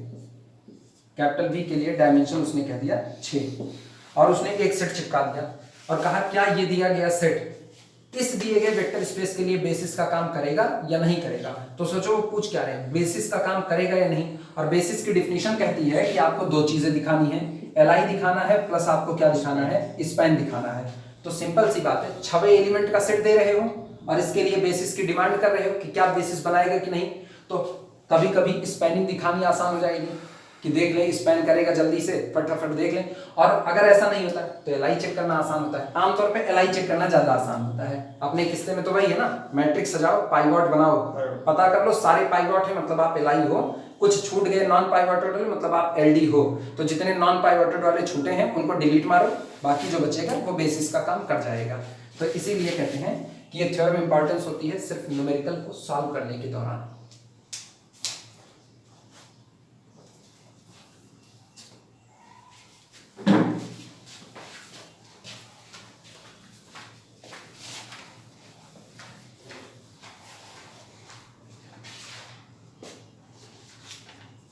हेडिंग डाल देना, the dimension of null space of A and column space of A.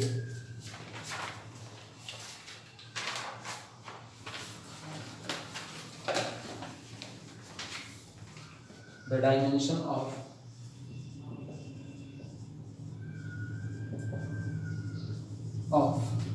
null space of A and column space of A dash the dimension of null space of A and column space of A.